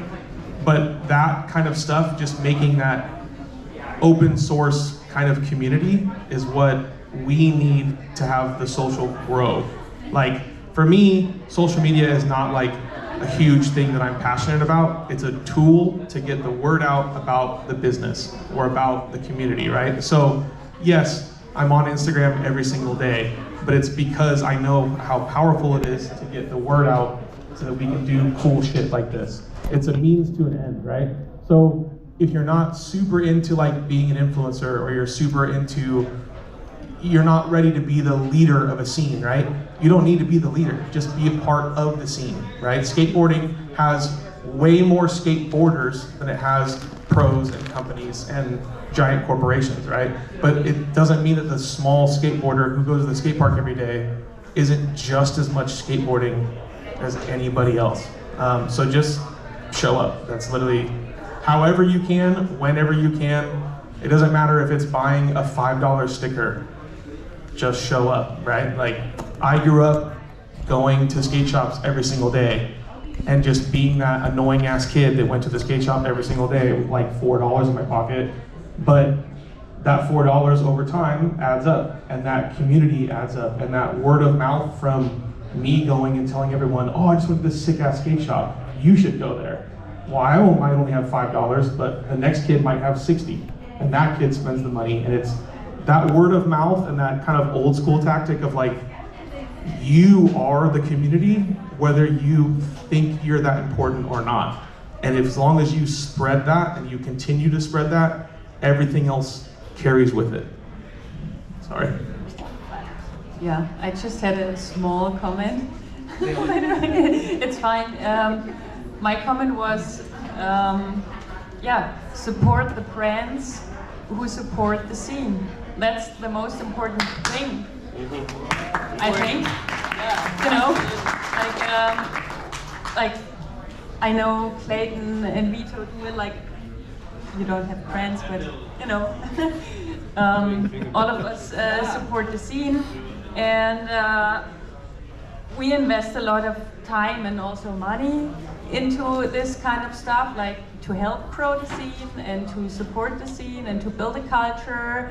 And then it's also cool if people just spend their money with those brands who support the scene, because we invest back in it, and there are a lot of people who don't do it, and they do not contribute to it.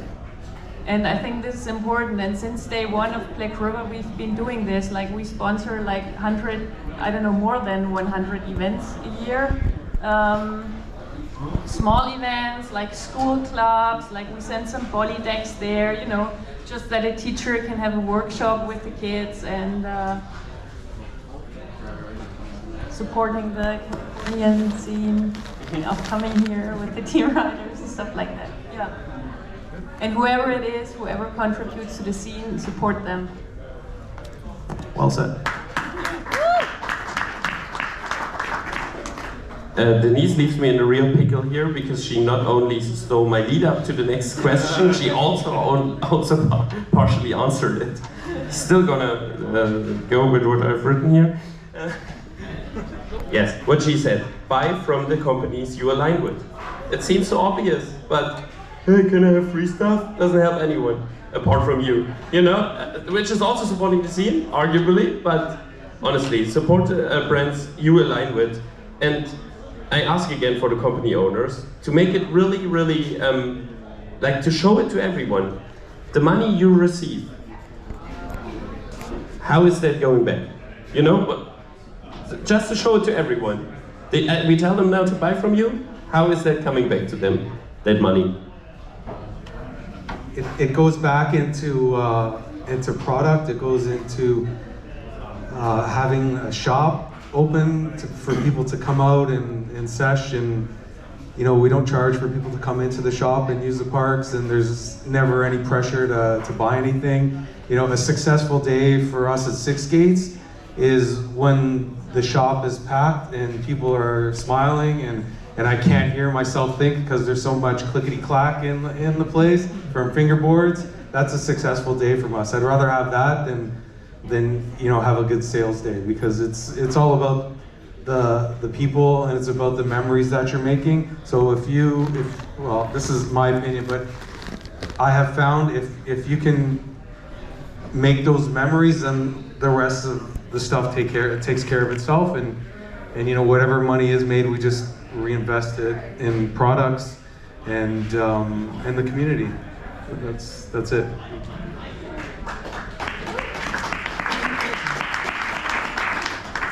Yeah, to build on what you just said, most of the money that comes in goes right back to buying products from the brands that you guys love. And we can't continue to buy rather large orders of Black River unless you guys come to the shop and buy Black River or buy any brand, right? Like, I'm not living large, let's put it that way. The majority of the money goes right back into the company. It has for the entire 10 years that I've been doing this.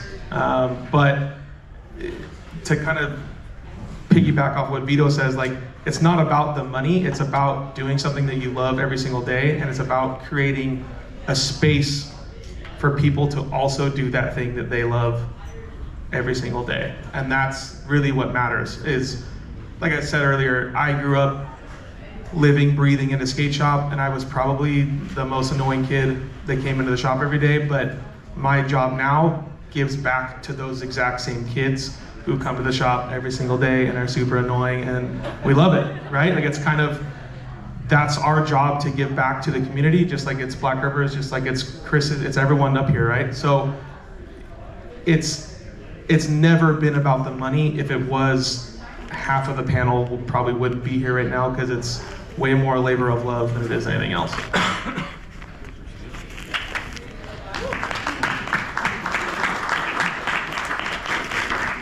And I think personally, if I may also speak my mind, it's of course like the dollar you spend there, it brings you more events, and it brings you more content, and it brings new people to the scene. Events get sponsored, you know, new creative things are coming out.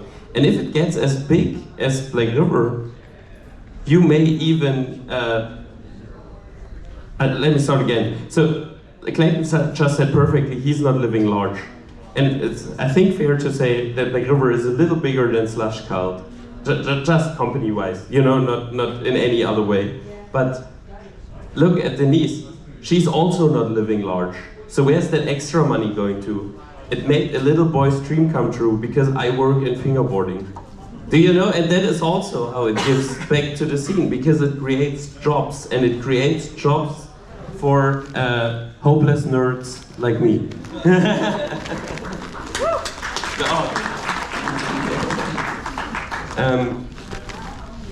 So that is how companies help the scene. But you can do too, by a very unconventional way of supporting the scene, which is help a fellow fingerboarder out. If you have someone next to you who's not as fortunate as you and has not that much, as you said, who has $1 in their pocket and cannot buy something, you can give them your old setup or something like this.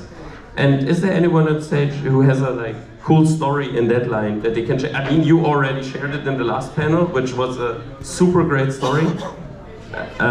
You were waving? Yeah, I give it to you. Yeah, that's a good point. Every time I set up a new fingerboard, I give away my old fingerboard. Just support the scene and give something back.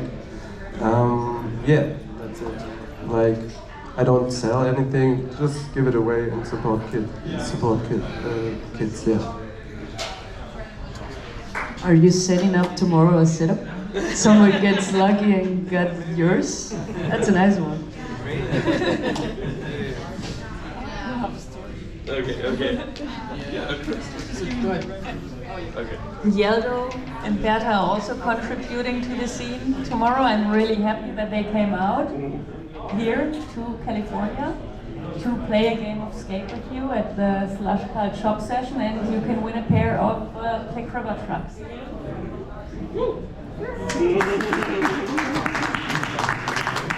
And just to kind of speak on ways you can help out and support other fingerboarders. Aside from giving out free stuff, which a lot of the time, if you follow any of my content, I don't include any of that stuff in my content. There's a lot of content creators who will go out of their way to kind of give something away, film it, and be like, hey, this is it's for you. And it's one of those things where it's that happens a lot. Black River knows, I have conversations with Ollie, a lot of the stuff that's essentially given to me is literally to give back and give away, especially at Sunday sessions. We don't do any competitions, we'll do friendly games of skate, but for the most part, everyone who shows up, for the most part, will leave with something.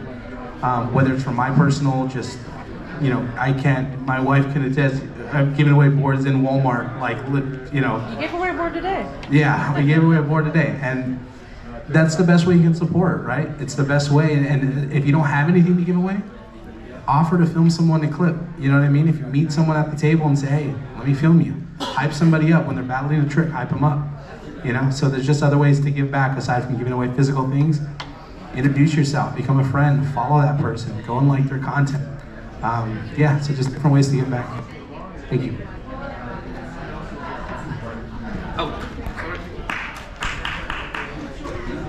Okay, this is a little less sentimental, me giving my board away. It was more of a business decision, but we developed the Grom series for that same reason, because our shop, and I think that's even the best scenario. And now, building on that, I think the content is basically, it doesn't matter, just do it. So, I have a question for Chris. So, building on that, you choose the format of Sunday sessions. And how did you, what were your thoughts? What were your points? How did you come up that Sunday sessions is the perfect event for you? So to be clear, I didn't invent seshing in a park. It's been done many times and it's been executed super well. I think that for myself, I noticed that when it really kind of stemmed from posting content, and there was so many times where people would comment and kids would comment on my videos, and they would say, man, I wish I had something like that near me, or man, I wish there was something that I could go to like that. And realistically, I thought to myself, like, it's one thing to just tell people, like, you can do this. Like you don't need to be at like a fingerboard store, fingerboard event. Like, you can just do it.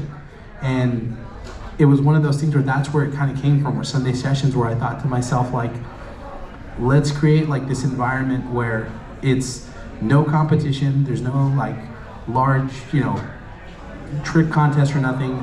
We do friendly games escape, but it was more so just to kind of get people out, because just so everyone's on the same page of what it is, I will go to a park in a different city one Sunday out of the month and take all my fingerboard parks. Black River was graciously enough to sponsor those events, so we're able to take a couple different obstacles and some tables, and it really just brings fingerboarding to different parks around the area, so that kids, who typically wouldn't show up to events because maybe they're intimidated by people who have been fingerboarding much longer, but it's one of those things where it's a totally free event that I do once a month. And I just think it's like that type of event is just is needed, right? Because there's so many different age levels and skill levels, and even though that shouldn't matter, to younger fingerboarders it does matter. And when you go to a competition, it's a totally different mindset than when you just show up at a park and you're hanging out with your homies. And that's where Sunday Session originated. It was just to be a very simple DIY to show people you don't need anything. You just need yourself, your fingerboard, a couple homies, a couple ramps, and you just show up anywhere and you just sesh and have fun. And I think when I think about events and how they support the scene, I think there's really two ways, because on the one hand, you support your local scene, and that is the obvious thing. Like, you get people in contests, you create a meeting space and stuff like this, and then you support your local scene. But I think there's also, having Chris here, the content from these events is massively important, because it grows the scene in a wider view. So I think at Black River it's obvious that we want to do fast fingers to support the scene, to give them a space where they can compete with each other from all over the world. But it's so important how the content comes out as well, because that can also grow the scene. So what is your turn, like what is your balance on that? Like, where do you, is one for you more important than the other? Is the event ruined if there's no good footage from it, or is it only about that everyone goes home with a smile? Open question to everyone. Yep. So we've had many events where, well, first of all, it goes by like this, and I have the best plans to do videos. I bought some fancy cameras, and I don't even take them out of the bag. So we rely on the people that go to the events. They take all the videos, they post all the social media content, and personally, that's what we do. I don't worry about it anymore. Before, I used to stress if I didn't get some footage to post, but you know what? I do my best to post something. But the local scene in my area, they're pretty supportive, and they'll tag, and I'll repost and that type of stuff. So two things. We do a mix of both. I realized a long time ago that I can't do it all myself. So I hired a photographer and a videographer to come to our events.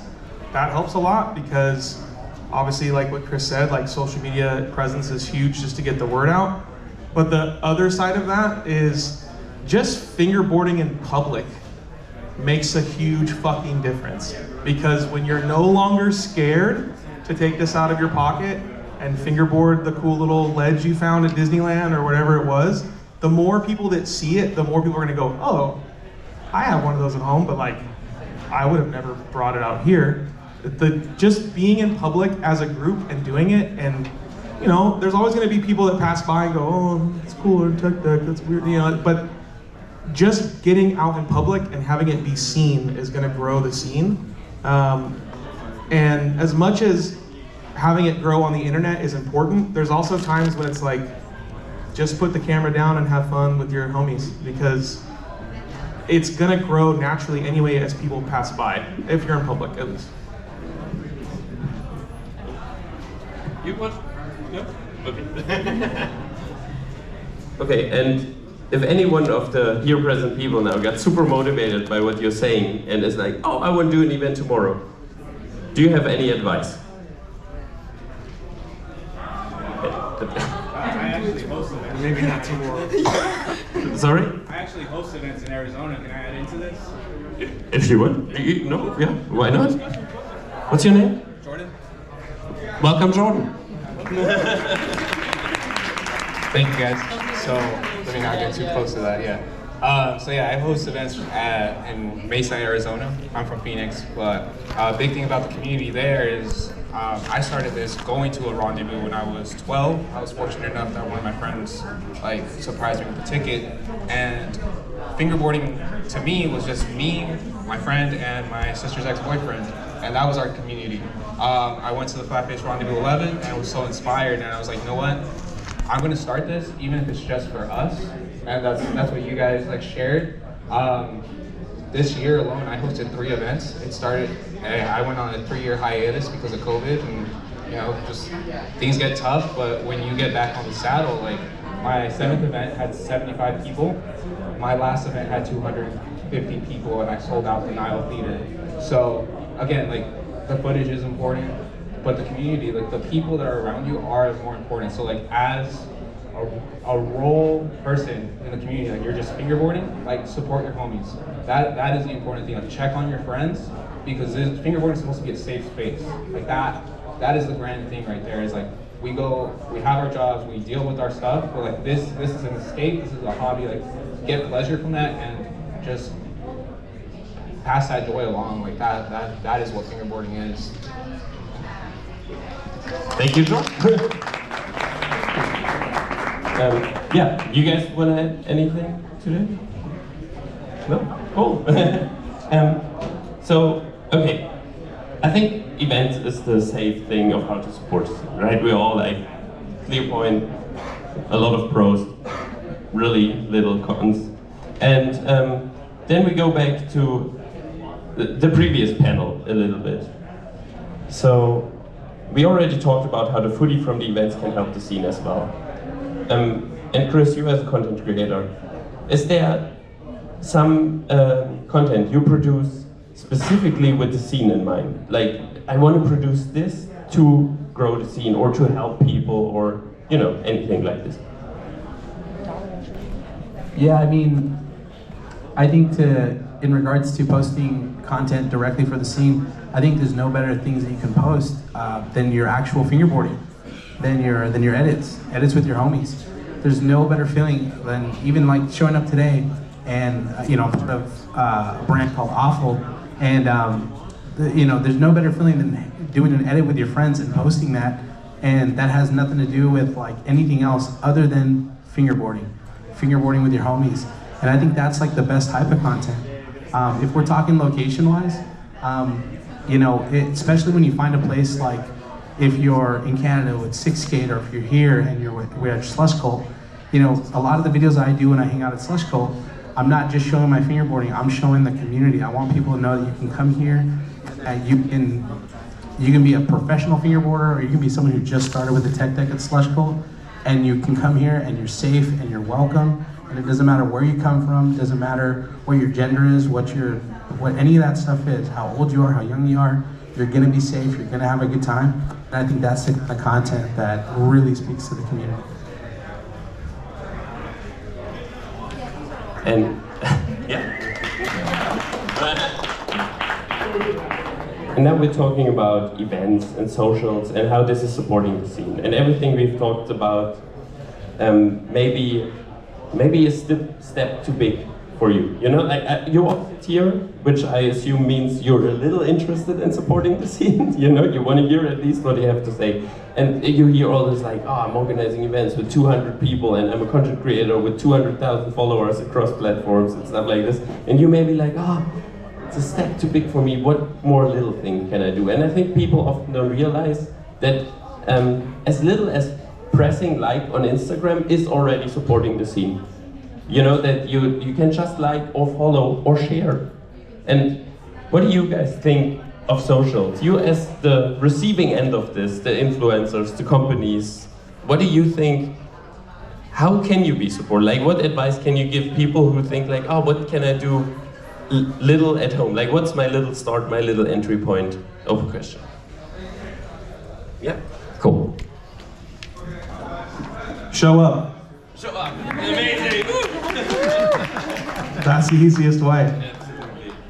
There's several ways to show up. You can do it in person. Obviously, all you guys already won at that. Supporting the brands that you like, because a lot of those brands are using their business to try and support their lifestyle. And as far as like social media, just showing up, support, like, comment, all that bullshit that everyone always says at the end of their fucking YouTube videos. It makes a big difference, which is why they say it. And also just not being intimidated to interact all the time. Like, comment on every single video, DM us. Like, most of the people, you either have a social media manager, which I'll be honest, most of us do not, it's us. Like, if you DM the Slush Cold account, it's me every single day. I answer every single DM, I talk to every single kid. Whether the question is important or not, I will write back. But that kind of stuff, just making that open source kind of community is what we need to have the social grow. Like, for me, social media is not like a huge thing that I'm passionate about. It's a tool to get the word out about the business or about the community, right? So yes, I'm on Instagram every single day, but it's because I know how powerful it is to get the word out so that we can do cool shit like this. It's a means to an end, right? So if you're not super into like being an influencer, or you're not ready to be the leader of a scene, right? You don't need to be the leader, just be a part of the scene, right? Skateboarding has way more skateboarders than it has pros and companies and giant corporations, right? But it doesn't mean that the small skateboarder who goes to the skate park every day isn't just as much skateboarding as anybody else. So just show up. That's literally however you can, whenever you can. It doesn't matter if it's buying a $5 sticker, just show up, right? Like, I grew up going to skate shops every single day and just being that annoying ass kid that went to the skate shop every single day with like $4 in my pocket. But that $4 over time adds up, and that community adds up, and that word of mouth from me going and telling everyone, oh, I just went to this sick ass skate shop, you should go there. Well, I might only have $5, but the next kid might have 60, and that kid spends the money. And it's that word of mouth and that kind of old school tactic of like, you are the community, whether you think you're that important or not. And as long as you spread that and you continue to spread that, everything else carries with it. Sorry. Yeah, I just had a small comment. It's fine. My comment was, support the brands who support the scene. That's the most important thing, I think. You know, like I know Clayton and Vito do it, like, you don't have friends, but you know, all of us support the scene, and we invest a lot of time and also money into this kind of stuff, like to help grow the scene and to support the scene and to build a culture. And then it's also cool if people just spend their money with those brands who support the scene, because we invest back in it, and there are a lot of people who don't do it, and they do not contribute to it. And I think this is important, and since day one of Black River we've been doing this. Like, we sponsor like 100, I don't know, more than 100 events a year. small events like school clubs, like we send some volley decks there, you know, just that a teacher can have a workshop with the kids and supporting the Korean scene of coming here with the team riders and stuff like that. Yeah. And whoever it is, whoever contributes to the scene, support them. Well said. Denise leaves me in a real pickle here because she not only stole my lead up to the next question, she also partially answered it. Still gonna go with what I've written here. Yes, what she said, buy from the companies you align with. It seems so obvious, but hey, can I have free stuff? Doesn't help anyone, apart from you. You know, which is also supporting the scene, arguably, but honestly, support brands you align with. And I ask again for the company owners to make it really, really, like to show it to everyone. The money you receive, how is that going back? You know, just to show it to everyone. We tell them now to buy from you, how is that coming back to them, that money? It goes back into product, it goes into having a shop open for people to come out and sesh, and you know, we don't charge for people to come into the shop and use the parks, and there's never any pressure to buy anything. You know, a successful day for us at Six Gates is when the shop is packed and people are smiling and I can't hear myself think because there's so much clickety-clack in the place from fingerboards. That's a successful day from us. I'd rather have that than you know, have a good sales day, because it's all about the people and it's about the memories that you're making. So well, this is my opinion, but I have found if you can make those memories, then the rest of the stuff takes care of itself, and you know, whatever money is made, we just reinvest it in products and in the community. That's it.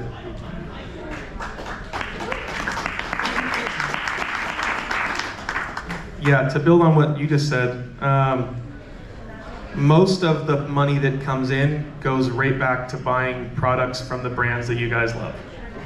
And we can't continue to buy rather large orders of Black River unless you guys come to the shop and buy Black River or buy any brand, right? Like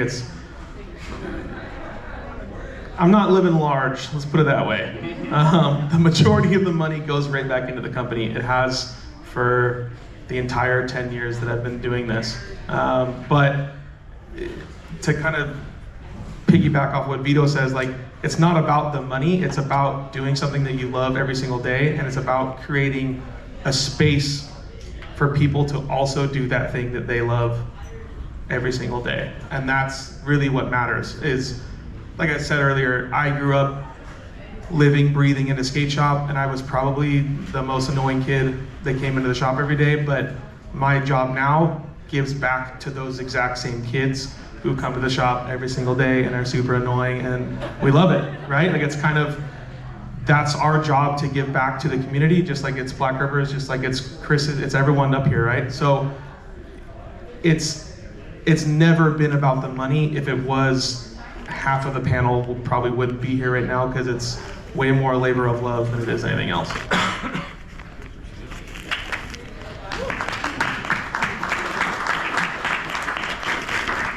And I think personally, if I may also speak my mind, it's of course, like, the dollar you spend there, it brings you more events, and it brings you more content, and it brings new people to the scene. Events get sponsored, you know, new creative things are coming out.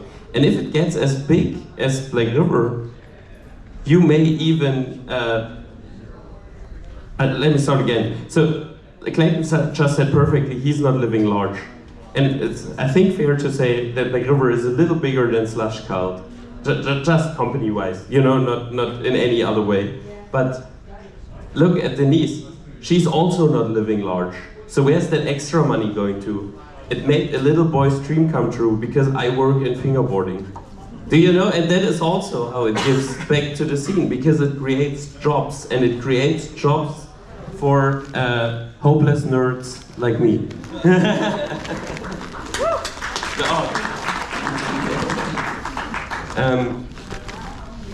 So that is how companies help the scene.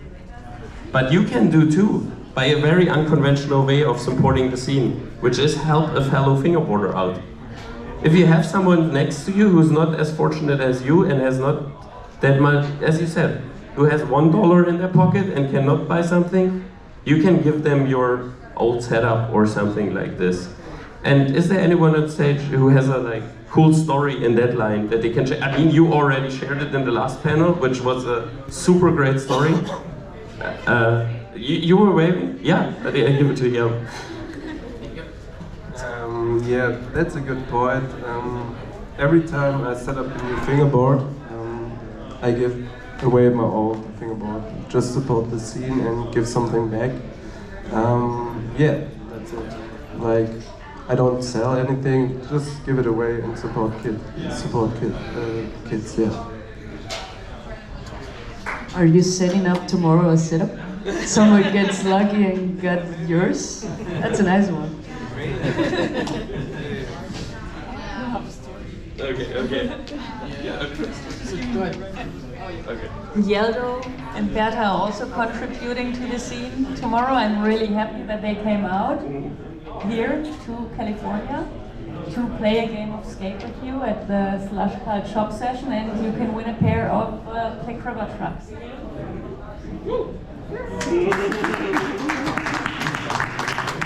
And just to kind of speak on ways you can help out and support other fingerboarders. Aside from giving out free stuff, which a lot of the time, if you follow any of my content, I don't include any of that stuff in my content. There's a lot of content creators who will go out of their way to kind of give something away, and film it, and be like, hey, this is for you. And it's one of those things where it's that happens a lot. Black River knows, I have conversations with Ollie, a lot of the stuff that's essentially given to me is literally to give back and give away, especially at Sunday sessions. We don't do any competitions. We'll do friendly games of skate, but for the most part, everyone who shows up, for the most part, will leave with something. Whether it's from my personal, my wife can attest, I've given away boards in Walmart, You gave away a board today. Yeah, we gave away a board today, and that's the best way you can support, right? It's the best way, and if you don't have anything to give away, offer to film someone a clip. You know what I mean? If you meet someone at the table and say, hey, let me film you. Hype somebody up when they're battling a trick, hype them up. So there's just other ways to give back aside from giving away physical things. Introduce yourself, become a friend, follow that person, go and like their content. So just different ways to give back. Thank you.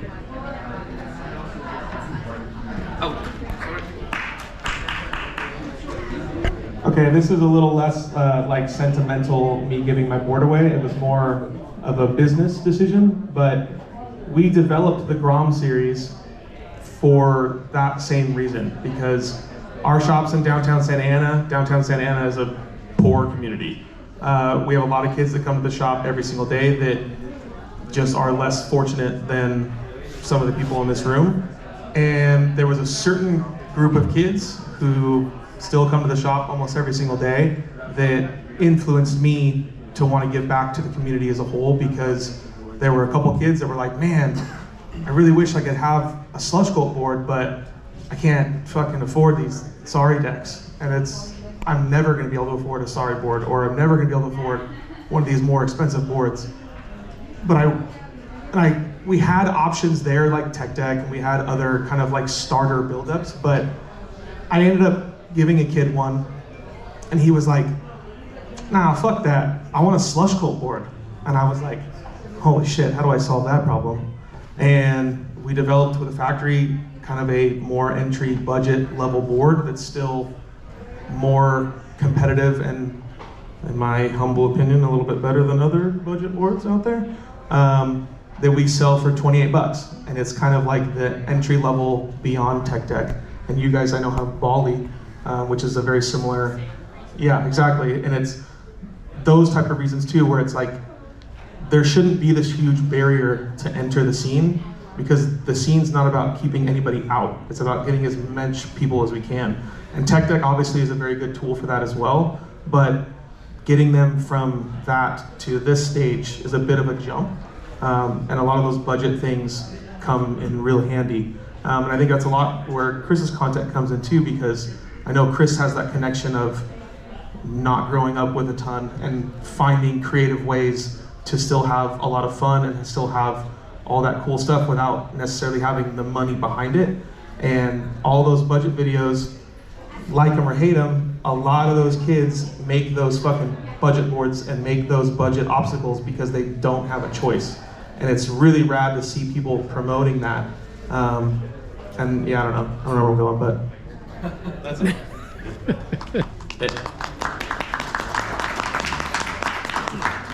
It's great, and I think you had another point there of how to support the scene. It's sharing the knowledge.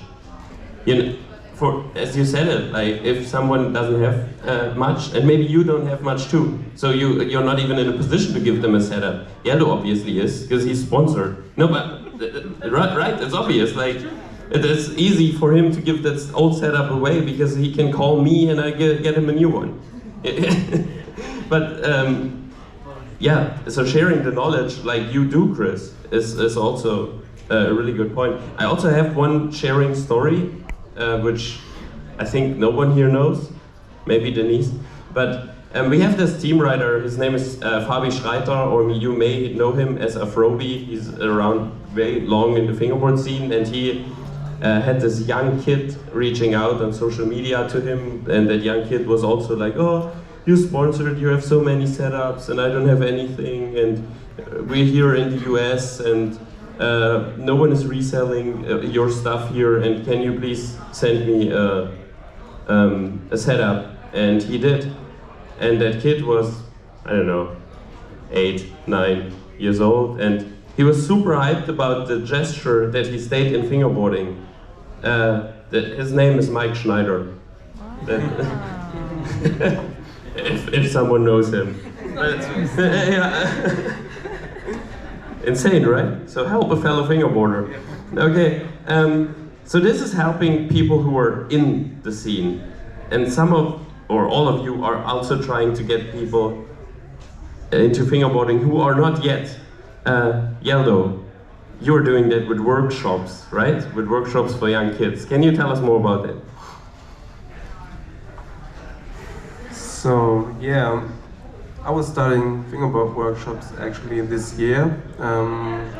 My friend is a skateboard teacher at a skateboard park, and I was like, okay, this is the best option to start a fingerboard workshop at the skate park, because there are a lot of skaters, kids, and yes, then I brought the Black River Park to the skate park, and even the city supports it, and yeah, so the Black River Park is just in front of the skate park, and a lot of skaters are there. And they try to fingerboard it. After one fingerboard workshop, it gets bigger and bigger, you know? Yeah.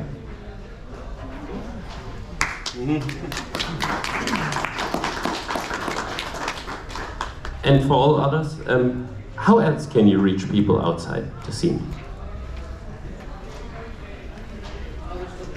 Just making outdoors, like this past event we got, like it was outdoors and a lot of people just stayed there all day without knowing anything about fingerboarding. They just fell in love instantly and just watched all the contests, 4 hours straight, like just watching the contest. And we have in Spain, like we love to go to close a space and just have competition and all that stuff. And when we decided to do outdoors, was like, no, we just want a close space, whatever. But for me, just go outside, just like he said, like just do a trick outside without like being shy to show it. It just gets more people in, and just like say more shot. That's the way. Let's just help outdoors.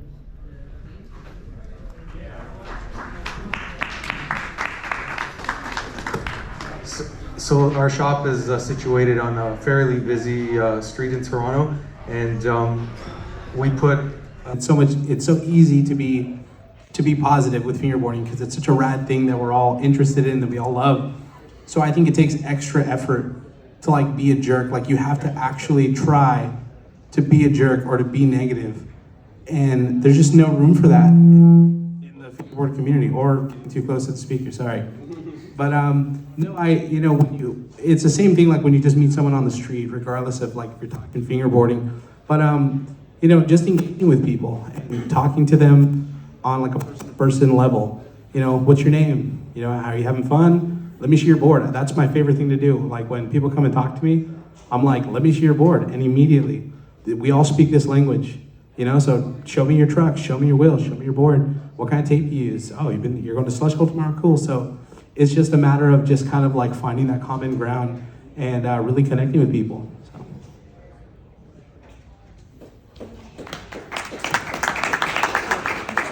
So I think just expanding on what Chris said, Chris obviously has like the fingerboarder, I'm not going to say influencer, but the fingerboarder perspective, right? Versus I come at a more skate shop owner business perspective, right? Which a few of us here also do. But it's about creating a culture that doesn't allow bullshit like that.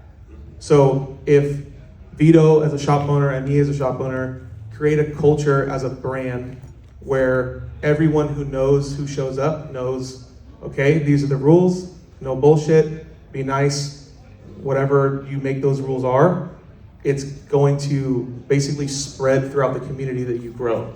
And I mean, you guys will see tomorrow, hopefully you guys show up, that when you come to the shop, most of the people who have come to the shop before kind of instantly understand that, and then it just spreads and spreads and spreads to where hopefully a kid who comes the first time might be intimidated at first, but it really quickly goes away.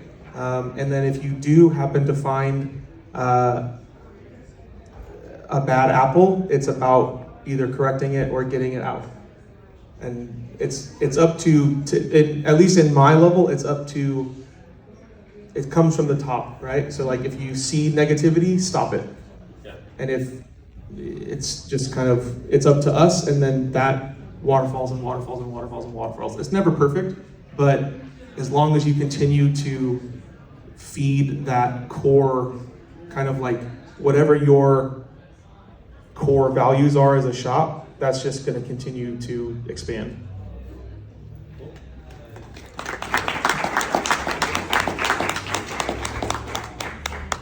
And that was all kind of a perspective for seeing people in life. It goes without saying, all this, what they just said, applies for online as well. It's a lot harder. Yeah, which is a lot harder, absolutely. So, these were my ideas, and I tried to guide the conversation of how to support the scene from my view. Is there anything that you guys think I have forgotten that is so important to support the scene, but that we haven't talked about yet?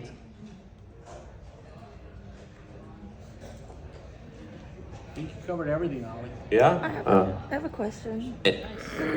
Are we doing and then, that you have nothing, I open it up for questions from the audience.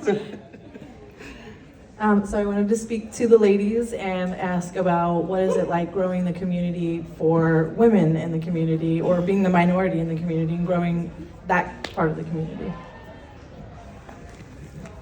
Hell yeah. Oh my god.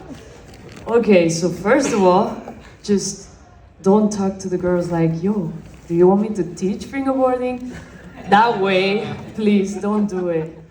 But like, just I think from my perspective, we were 4 girls when I started fingerboarding, and they just quit like 2 years after that. I was the only one. Then I quit the scene in my surroundings because I was not feeling comfortable at all. Like it was all guys hanging out, and I was like, so right now it happens. There's 2 kids, like they're 16 or something. They didn't show up at the events, and they were like talking to me on Instagram, like, yo, are you going to this meetup, wherever? because if you're not going, I'm not going. And I was like, hell yeah, we are going together. Like, and I'm just trying to, like, every time a girl shows up, I just go directly to them and I tell my friends, like, please, please, please, let's keep this girl on the scene. Like, we have to be the nicest to them. And I think I'm gonna talk to this. It's been a lot of months just saving it inside me. There's this guy posting shitty stuff on Instagram about girls fingerboarding, all that stuff. Please don't do that. Like, we are not a fucking ramp, we are women. We just fingerboard. I'm not a ramp. Sorry for that. No. Thank you. It's just, it became such a thing, like every time somebody reposted on Instagram, I'm just like, that's why there are no women at all in fingerboarding, because we are treating it that way. I don't know. Just like, I got really, really lucky because of Black River, Shane Company back in the days, they were supporting me like hell. So that's why I stick, because I made a family with them. It's been 13 years now on the team. That's a long one. So they're the reason, like, they protected me from everything. I feel like I got comfortable with a lot of people. I met a lot of friends. So just the surroundings, like, I saw the videos on YouTube. That's why I discovered Slush Code. Like, you start every event saying, please don't do, like, protect, like, this is a safe space for everybody. That's super important. Like, thank you for doing that. Wow.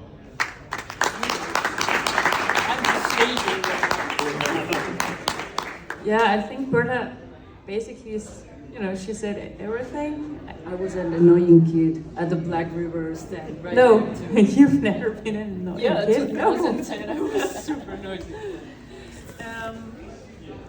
I don't really know how this perspective is, because it has never been my perspective. My perspective has always been like, you know, building the Kriva, building a fingerboard scene, and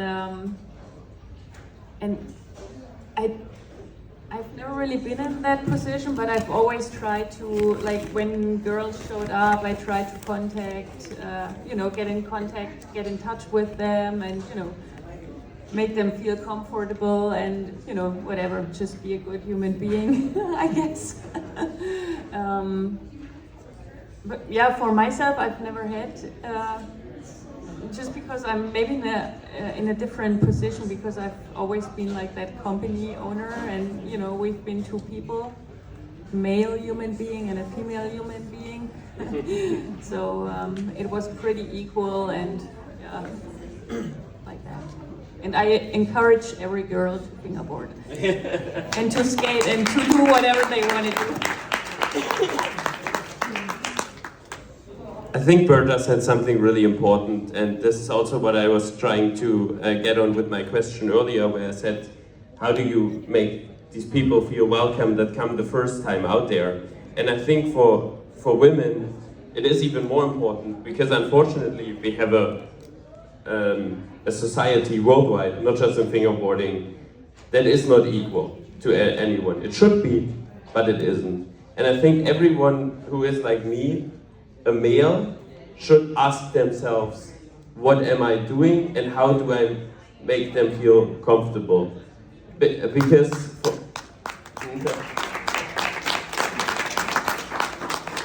we just have heard two different experiences, and I just want to add a little to that. Denise came to the scene at a different age than Berta did. Yeah, okay, there was no scene. Denise started building the scene at a different age.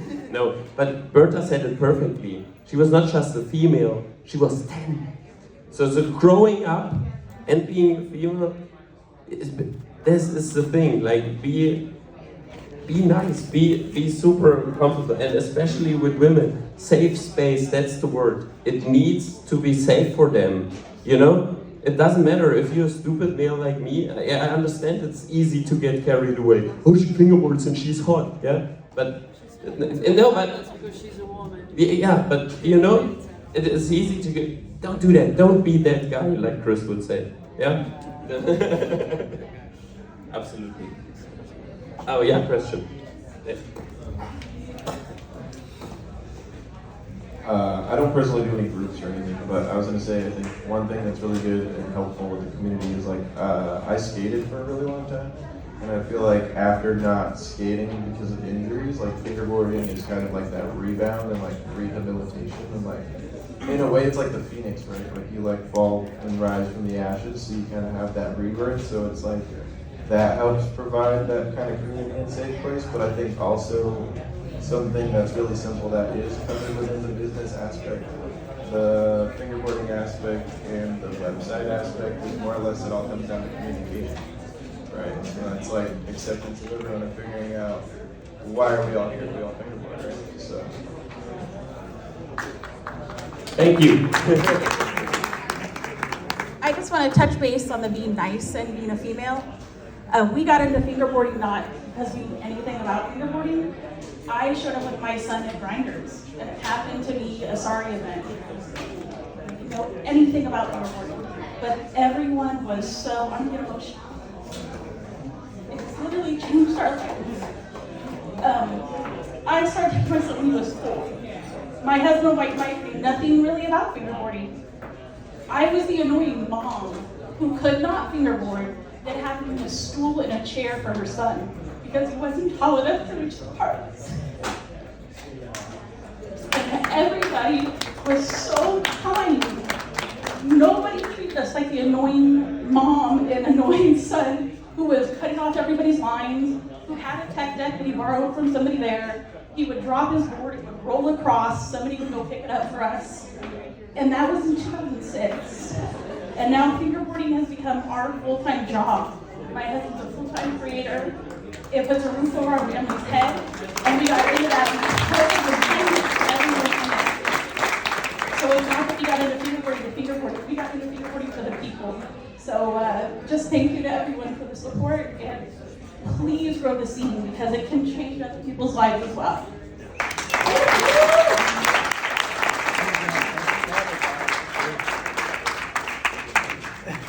I asked why it's important to grow the scene. That was your point to get up.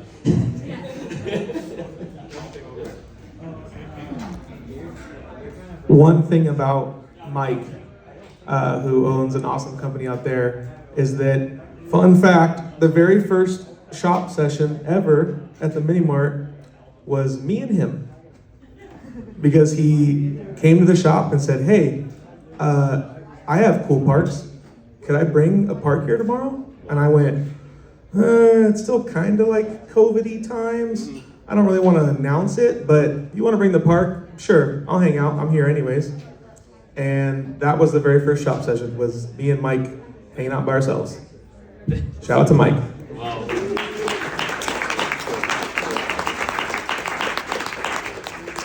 Okay. Any more questions, comments, amazing stories? Yeah. I just wanted to shout out the 2 really cool women that spoke recently. All of my hobbies are very, very male dominated, and I'm always the only girl at events, at locals and stuff. And my partner is in the military, and when he came back from the last deployment, we moved from my hometown in LA to all the way up in Ventura. So we drove 4 hours to come here today. And when we moved there, I was so lonely because all my friends are here, and outside of school and work, I didn't know where to make friends. And so I got on Instagram, and I saw fingerboarding one day, and it was like it blew my mind. I was like, oh my God, it's real metal trucks and it's made out of wood. And I'm like, oh, it's $100. And then I suck, but it's awesome. Like it's a whole energy, and I've never been in a community where everybody is so welcoming to beginners and rookies. Like from day one, I had people messaging me like, oh, I do this to Ollie, like you can practice on the wall like this. And I was like, okay, I'll practice on the wall. And I just this is my first fingerboarding event. And I'm so moved by hearing your guys' stories. And I got really excited because I talked with Monorails on Instagram, and I was like, not only is there another girl here, but she's Asian American like me. That never happens. Like, I play Yu-Gi-Oh, I play Magic the Gathering, I play Pokemon video games. There's never Asian American girls. And like, I love it here so much, and I'm so excited. And because of all the hard work you guys did, because you opened up Slush Bowl, because you kept showing up, because you took your son to the store every day, like, because people picked up the tech deck for her kid, because people messaged me to give me tips on how to ollie off a wall. Like, it's just incredible, and like, there's something special about this community. It's so big, but it's all grassroots, and everybody talks to everybody here, and like, that's so powerful. And like, I just wanted to thank you guys for putting in all that work so people like me could not be lonely anymore, and people like me could like make new friends when I moved to a new town. So thank you so much.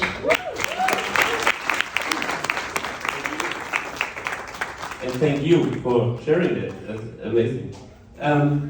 Anyone else? I got one thing to add. Yeah, cool. Sorry, I'm not gonna shut up. You give me a microphone, it's dangerous. One last thing, just touching on women in fingerboarding.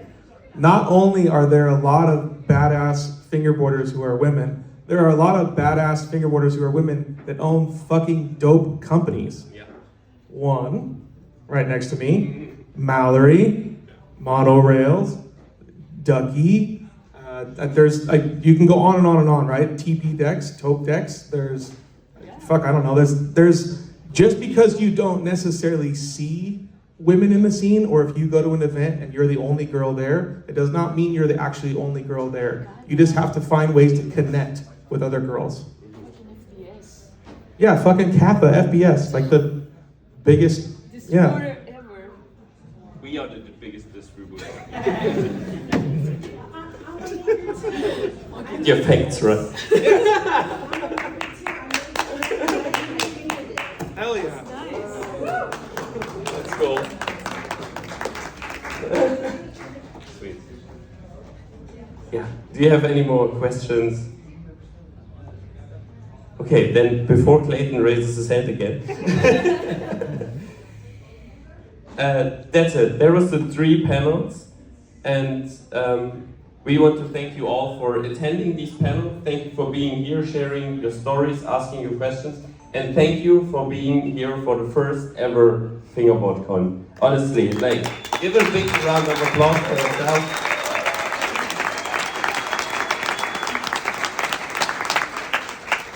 Oh, okay. I'm gonna make my rounds. You're gonna be at Slush Gold tomorrow? I'll see you tomorrow. Sorry.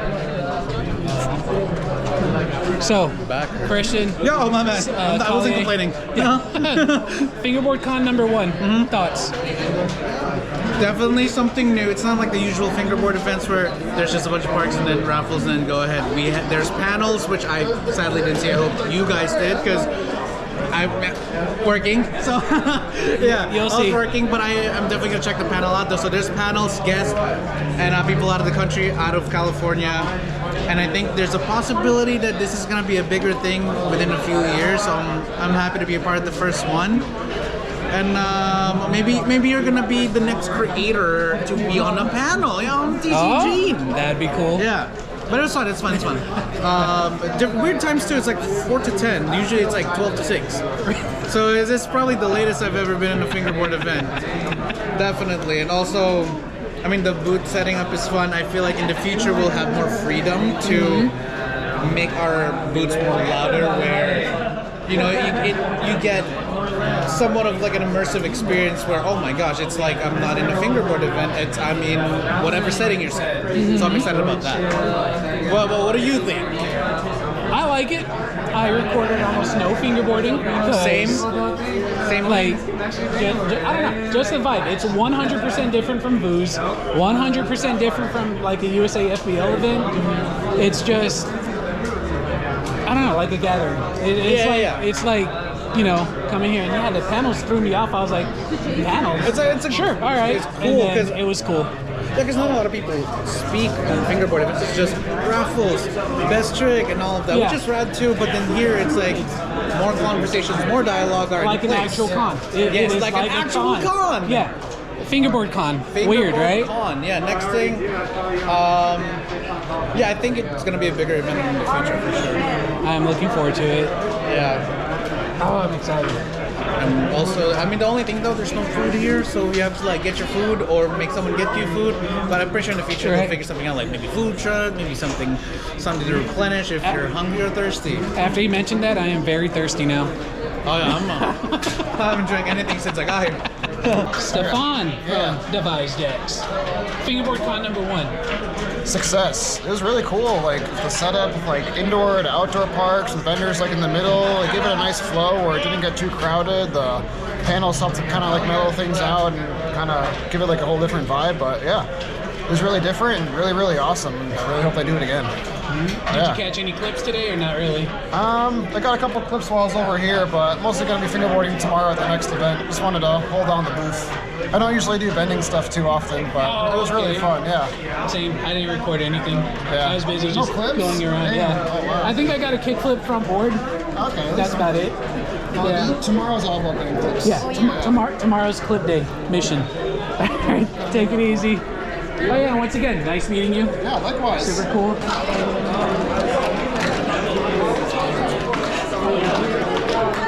I knew we'd run into each other again.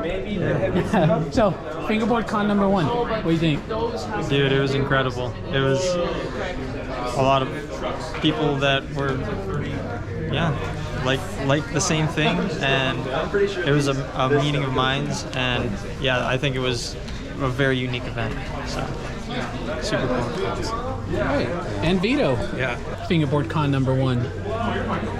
It went by like this, so that's always a good sign that everybody had a good time. I had a great time, and thanks everybody for coming out. Yeah. Did you get any clips? I didn't get any clips. Did you get any clips? I did get some You did? clips. I did not. Yeah. I did not get any.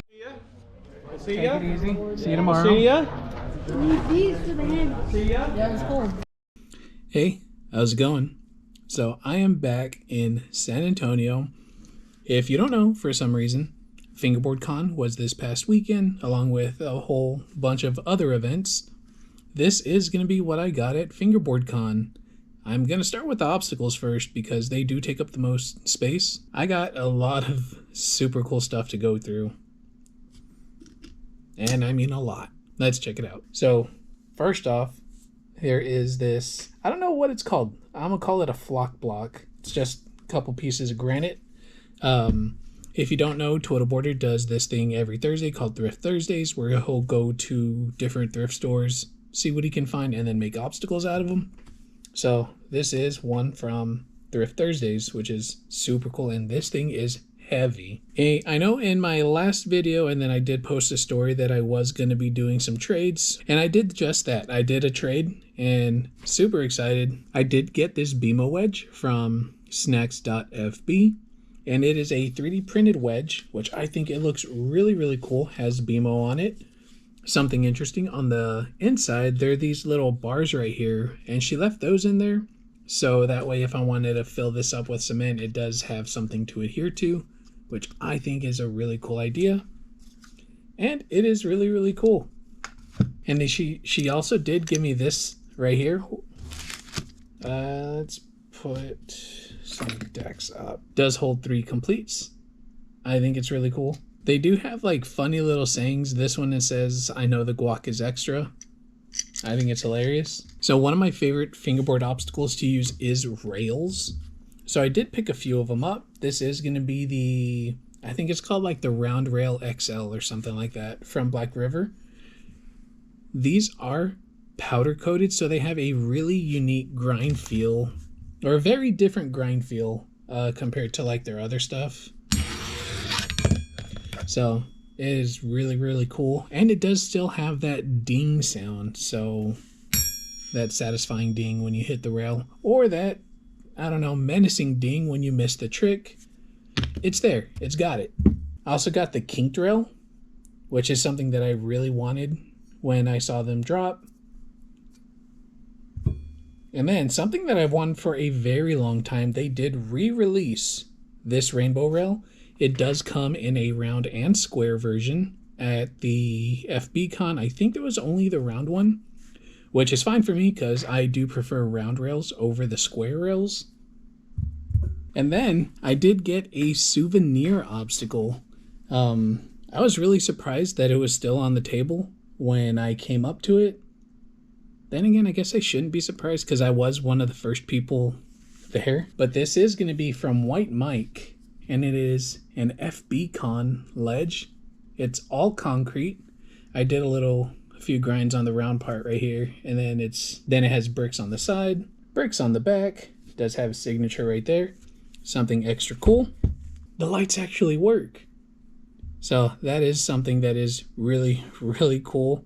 And it's the perfect piece to bring home. This is a one-of-one obstacle, and I am super happy to have it in my collection. This is just, I don't know, it's amazing. It is amazing. So now I'm going to show a few accessories that I got before I go to the big pile of decks. So I'll start off with these two right here. I did get a couple of Slush Cult pins because, I don't know, normally I don't use pins, but when I saw them in person, when I saw these in person, I thought they were really cool. Sent a picture to my daughter. She told me, I want the one with the plant and the slushy flower. So yeah, that's what she got. At one of the tables, Decent Bit was there, and he had some really cool little boxes. I've seen these on Facebook for the first time. I got this really cool blue and purple one. It does hold one complete, and then little magnets right here and in the middle. This goes for a tool, and the other side you can use it for like wheels or whatever. Just like this right here. I got a set of lab wheels right here, little tech deck tool, and then I didn't know what to put on here, so I just put like an extra kingpin for dynamic trucks. And then on either side there is a little engraving. There's one right here, and then it has the DB right there. Here's what it looks like underneath and this side, and they do have little notches right here, so you can fingerboard on them, and it makes a really cool sound. That didn't come out too well. There we go. Yeah. And it does grind really smooth. If you're going to be using it, I'd probably put some non-sliders on there. But, I mean, I have it on the playmat, and I used it a little bit while I was over at the FB Con, and it stood just fine. And then he did throw in a few of these deck stands. On one side, it does have the DB and the little horn guy. So that's really cool. I tried to get matching colors. Couldn't find a solid black one, so I want this really cool dark blue, green, black version. I think it looks really cool. And then there is this lanyard, which you open it up right here, and it does fit a complete. And it does fit a complete inside. And then, you know, wear it around your neck or whatever. But yeah, super cool. I also did pick up some wheels. These I got from Vito at his table. I did get some of the black and ice blue Pyro performance wheels and some purple and black performance wheels. I guess that'll lead into the decks. I also got this awful deck. This is going to be the low shape. I did get 4 of them. They are all 34 millimeters wide. So there's this blue awful, this really, really cool two-tone awful, and I couldn't leave there without grabbing one of FB Christopher's Pro Model and the newest Pro Model, Glory Boys Pro Model. I'm gonna keep all of those in there, so that is really cool. And then continuing with Vito, I did pick up a deck that was made by Truck Loops. So this is going to be a 34 millimeter wide twin tail. So super interested in trying these because I do like twin tail decks. But yeah, Truck Loops. And then I got this really cool deck from Pacific Northwest, or the PNW decks. This one right here, it does have a resin like little skeleton face or jack-o'-lantern face, however you want to put it. It does glow in the dark. He showed me on his phone what it looked like, and it looks really, really cool. Oh yeah, and there's the back of the packaging. And then I met up with Crete Doctor and I picked up some of those decks as well. Here is this recycled skateboard bottom ply. So this it's a shaped deck and it does have the recycled skateboard bottom ply, and then it's a little hard to see on the camera, but it does have a picture of a crow under a moon, which I think it looks really, really awesome. And I like how the skateboard plies, they match like the color scheme of the deck. Super, super cool. And then I also picked up this pull shark graphic, which as soon as I saw it, I knew that I needed it. So I'll be setting this one up pretty soon. I've been looking for these decks for a while now, so super excited to have it. We got the Mild Sauce from Devise. This one is going to be the revised shape. He does also have a regular shape. This is a 36mm wide board. There's this crayon graphic, which is going to have a different shape. And this one right here, this is the regular shape. And this is going to be the crayon shape.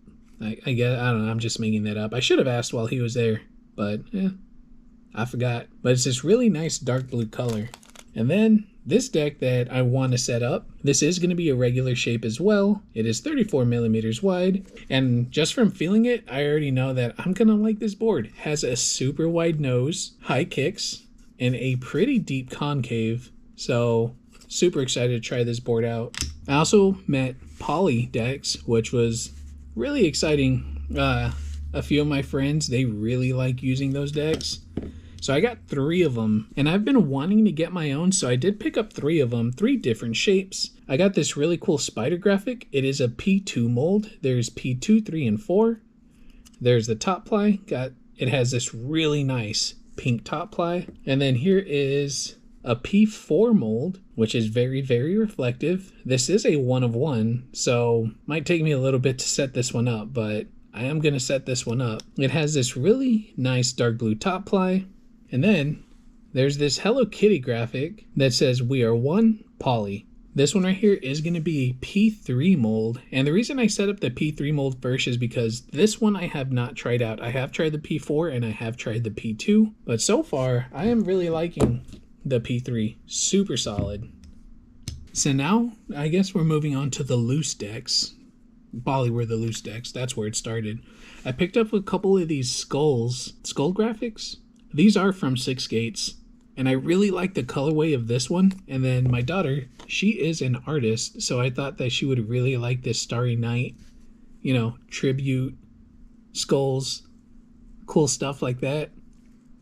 She hasn't seen it yet, so excited to show her. And like I said, this light blue with the yellow and pink skulls, and then like a darker blue, light blue. I don't know, I like this color. And then up next, I got a handful of Collier decks. I think all these are the urban shape. Nope, that one's a rural. So this one right here, he did sell it as a blem, and there is a little scratch right there. So sold it to me as a blem. I really liked it. It has this cool looking cupcake freaking out with a dog wearing a beanie. I think it's really cool. It does have a bright orange bottom ply, which that's what you're seeing right here in that little window. Bright orange top ply. Super, super cool. I haven't tried a Collier deck. Well, I have, but the only one I tried was a rural.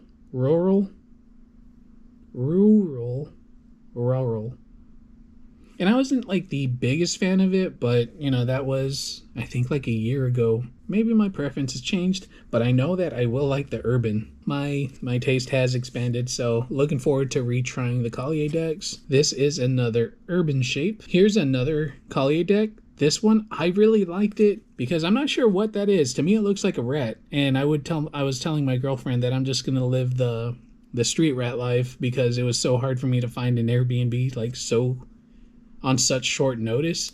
So when I saw this graphic, I picked it up, and yeah, so to me, inside joke, I think it's hilarious. Cool pink top ply. Let's go. Up next are going to be some pretty special decks. These are going to be 1 of 1s. So we'll start off with this golden boy right here. So it has some gold sparkles, well, glitter, whatever, golden sparkly. Has the Collier logo, purple top ply. Perfect for me. Have to run it by the boss to see if I can set this one up because I know she's gonna like this one a lot too. So fingers crossed. And we all know one thing that I like collecting And it was by total accident, but now it's like, no, I kind of, whenever I see it, I need to pick it up. So this is going to be the one rural shape that I did pick up. It is going to be a shaped deck. Has a really nice pink top ply, and it does have that same like glittery gold, but it is going to be a John Cowart collab. We got the Collier bus graphic, which I thought was really cool, and it's really special. It's a 1 of 1, and it's a John What? Now what's funny is about these two right here, when I first saw them, I was like, wow, I really like those. So I picked them up and I was talking to him. He was like, yeah, those are actually 1 of 1. So I was like, oh, that's even better. So yeah, PayPal was ready. And speaking of John Cowart collabs, I got a Slush Cult and DK deck. I'm not sure what the graphic name of this one is, but it does have a green to orange fade with some artwork by John Cowart. Super cool. Might be called Arms, Slush Cult Arms. I don't know, that's what I'm gonna call it now. And then up next, got a green top ply, and then we have this pink to orange fade. It says F off. I thought it was really cool. My daughter really wanted that one. And then this one has this really cool purple top ply, and it says freaking amazing. And it is this hollow foil graphic that I think looks really, really cool. I know with this one, there was like a handful of them. And then there was one where it was like more black than silver. But I did like this one because the silver foiling stood out a lot more. And then there was one company that had a Fingerboard Con deck. And I did get the obstacle, but I mean, I wanted a Fingerboard Con deck, you know? So one company came through, and lucky for me, there was a purple one. So we have the purple top ply, it has a pink middle ply, and a purple bottom ply. And it does say Fingerboard Con. It has that Fingerboard Con logo engraved, which I think is really, really cool. So, yeah, that was my Fingerboard Con haul. When I was seeing everything, it was really hard to not pick up like everything that I saw. I think I did pretty good. My bank disagrees, but it is what it is. So I got a lot of cool stuff to bring back, but probably the coolest thing, and it is gonna sound super cheesy, but the memory of going to Fingerboard Con #1, probably the best thing to bring back in my opinion. Talked to a whole bunch of cool people, met a whole bunch of cool people for the first time. Every interaction has always been through either Instagram, YouTube, or what have you. But talking to people face to face, going to California by myself like a big boy, even though I met up with people like as soon as I landed, which I will have a separate video all about the, I guess the day-to-day stuff while I was in California. Fingerboard Con #1, I wanted to give it its own video, so yeah, that's what this was. But a lot of stuff happened in 4 days. Just like a little teaser. I didn't catch too much of it, but the first thing I did when I landed was go hang out with Raul from Moods Decks at the new Dynamic Warehouse. Met Raul, Scott, John. It was super cool experience. And then of course, Fingerboard Con the next day, Slush Cult the day after that, and then Catfish the day after that. So it was a whole weekend, and that video will come out next or soon. I don't know. There's a lot of stuff to go through. It took me a while to get this video together, as you can tell by the duration of the video. But yeah, so if you watched the whole thing, thank you very, very much. I know it was a lot to go through, but it was an experience like nothing else. That light keeps turning on. And I know I said it in the video, but it was very different from Vooz, very different from USA FBL, very different from like the other events that I went to, because there wasn't really any kind of like giveaways. There was a raffle or two, but it wasn't like, like a whole time or segment dedicated to, people standing around waiting for the raffles. There wasn't any of that. It was just hanging out, fingerboarding, talking about fingerboards. There was no like competitive aspect of it. And yeah, a lot of people, they got some clips. I saw people filming the entire time that I was there. So yeah, if you want to watch fingerboarding, I mean, hopefully you come across it on Instagram, YouTube, TikTok, or whatever. But yeah, I just wanted to capture like the experience of Fingerboard Con #1, because it was something very, very special to be witnessing. And listening to the panels was very interesting as well. There was like a lot of insight in the Q&A stuff, and then when Chris was talking about being a fingerboard influencer, and then like that discussion at the end. I know my GoPro kind of cut out a lot of stuff that was happening, but it is what it is. I got majority of it, so happy about that. So yeah, I'm gonna do that and then get to work on the California trip video. So that'll do it for now. Take it easy. Have a good one.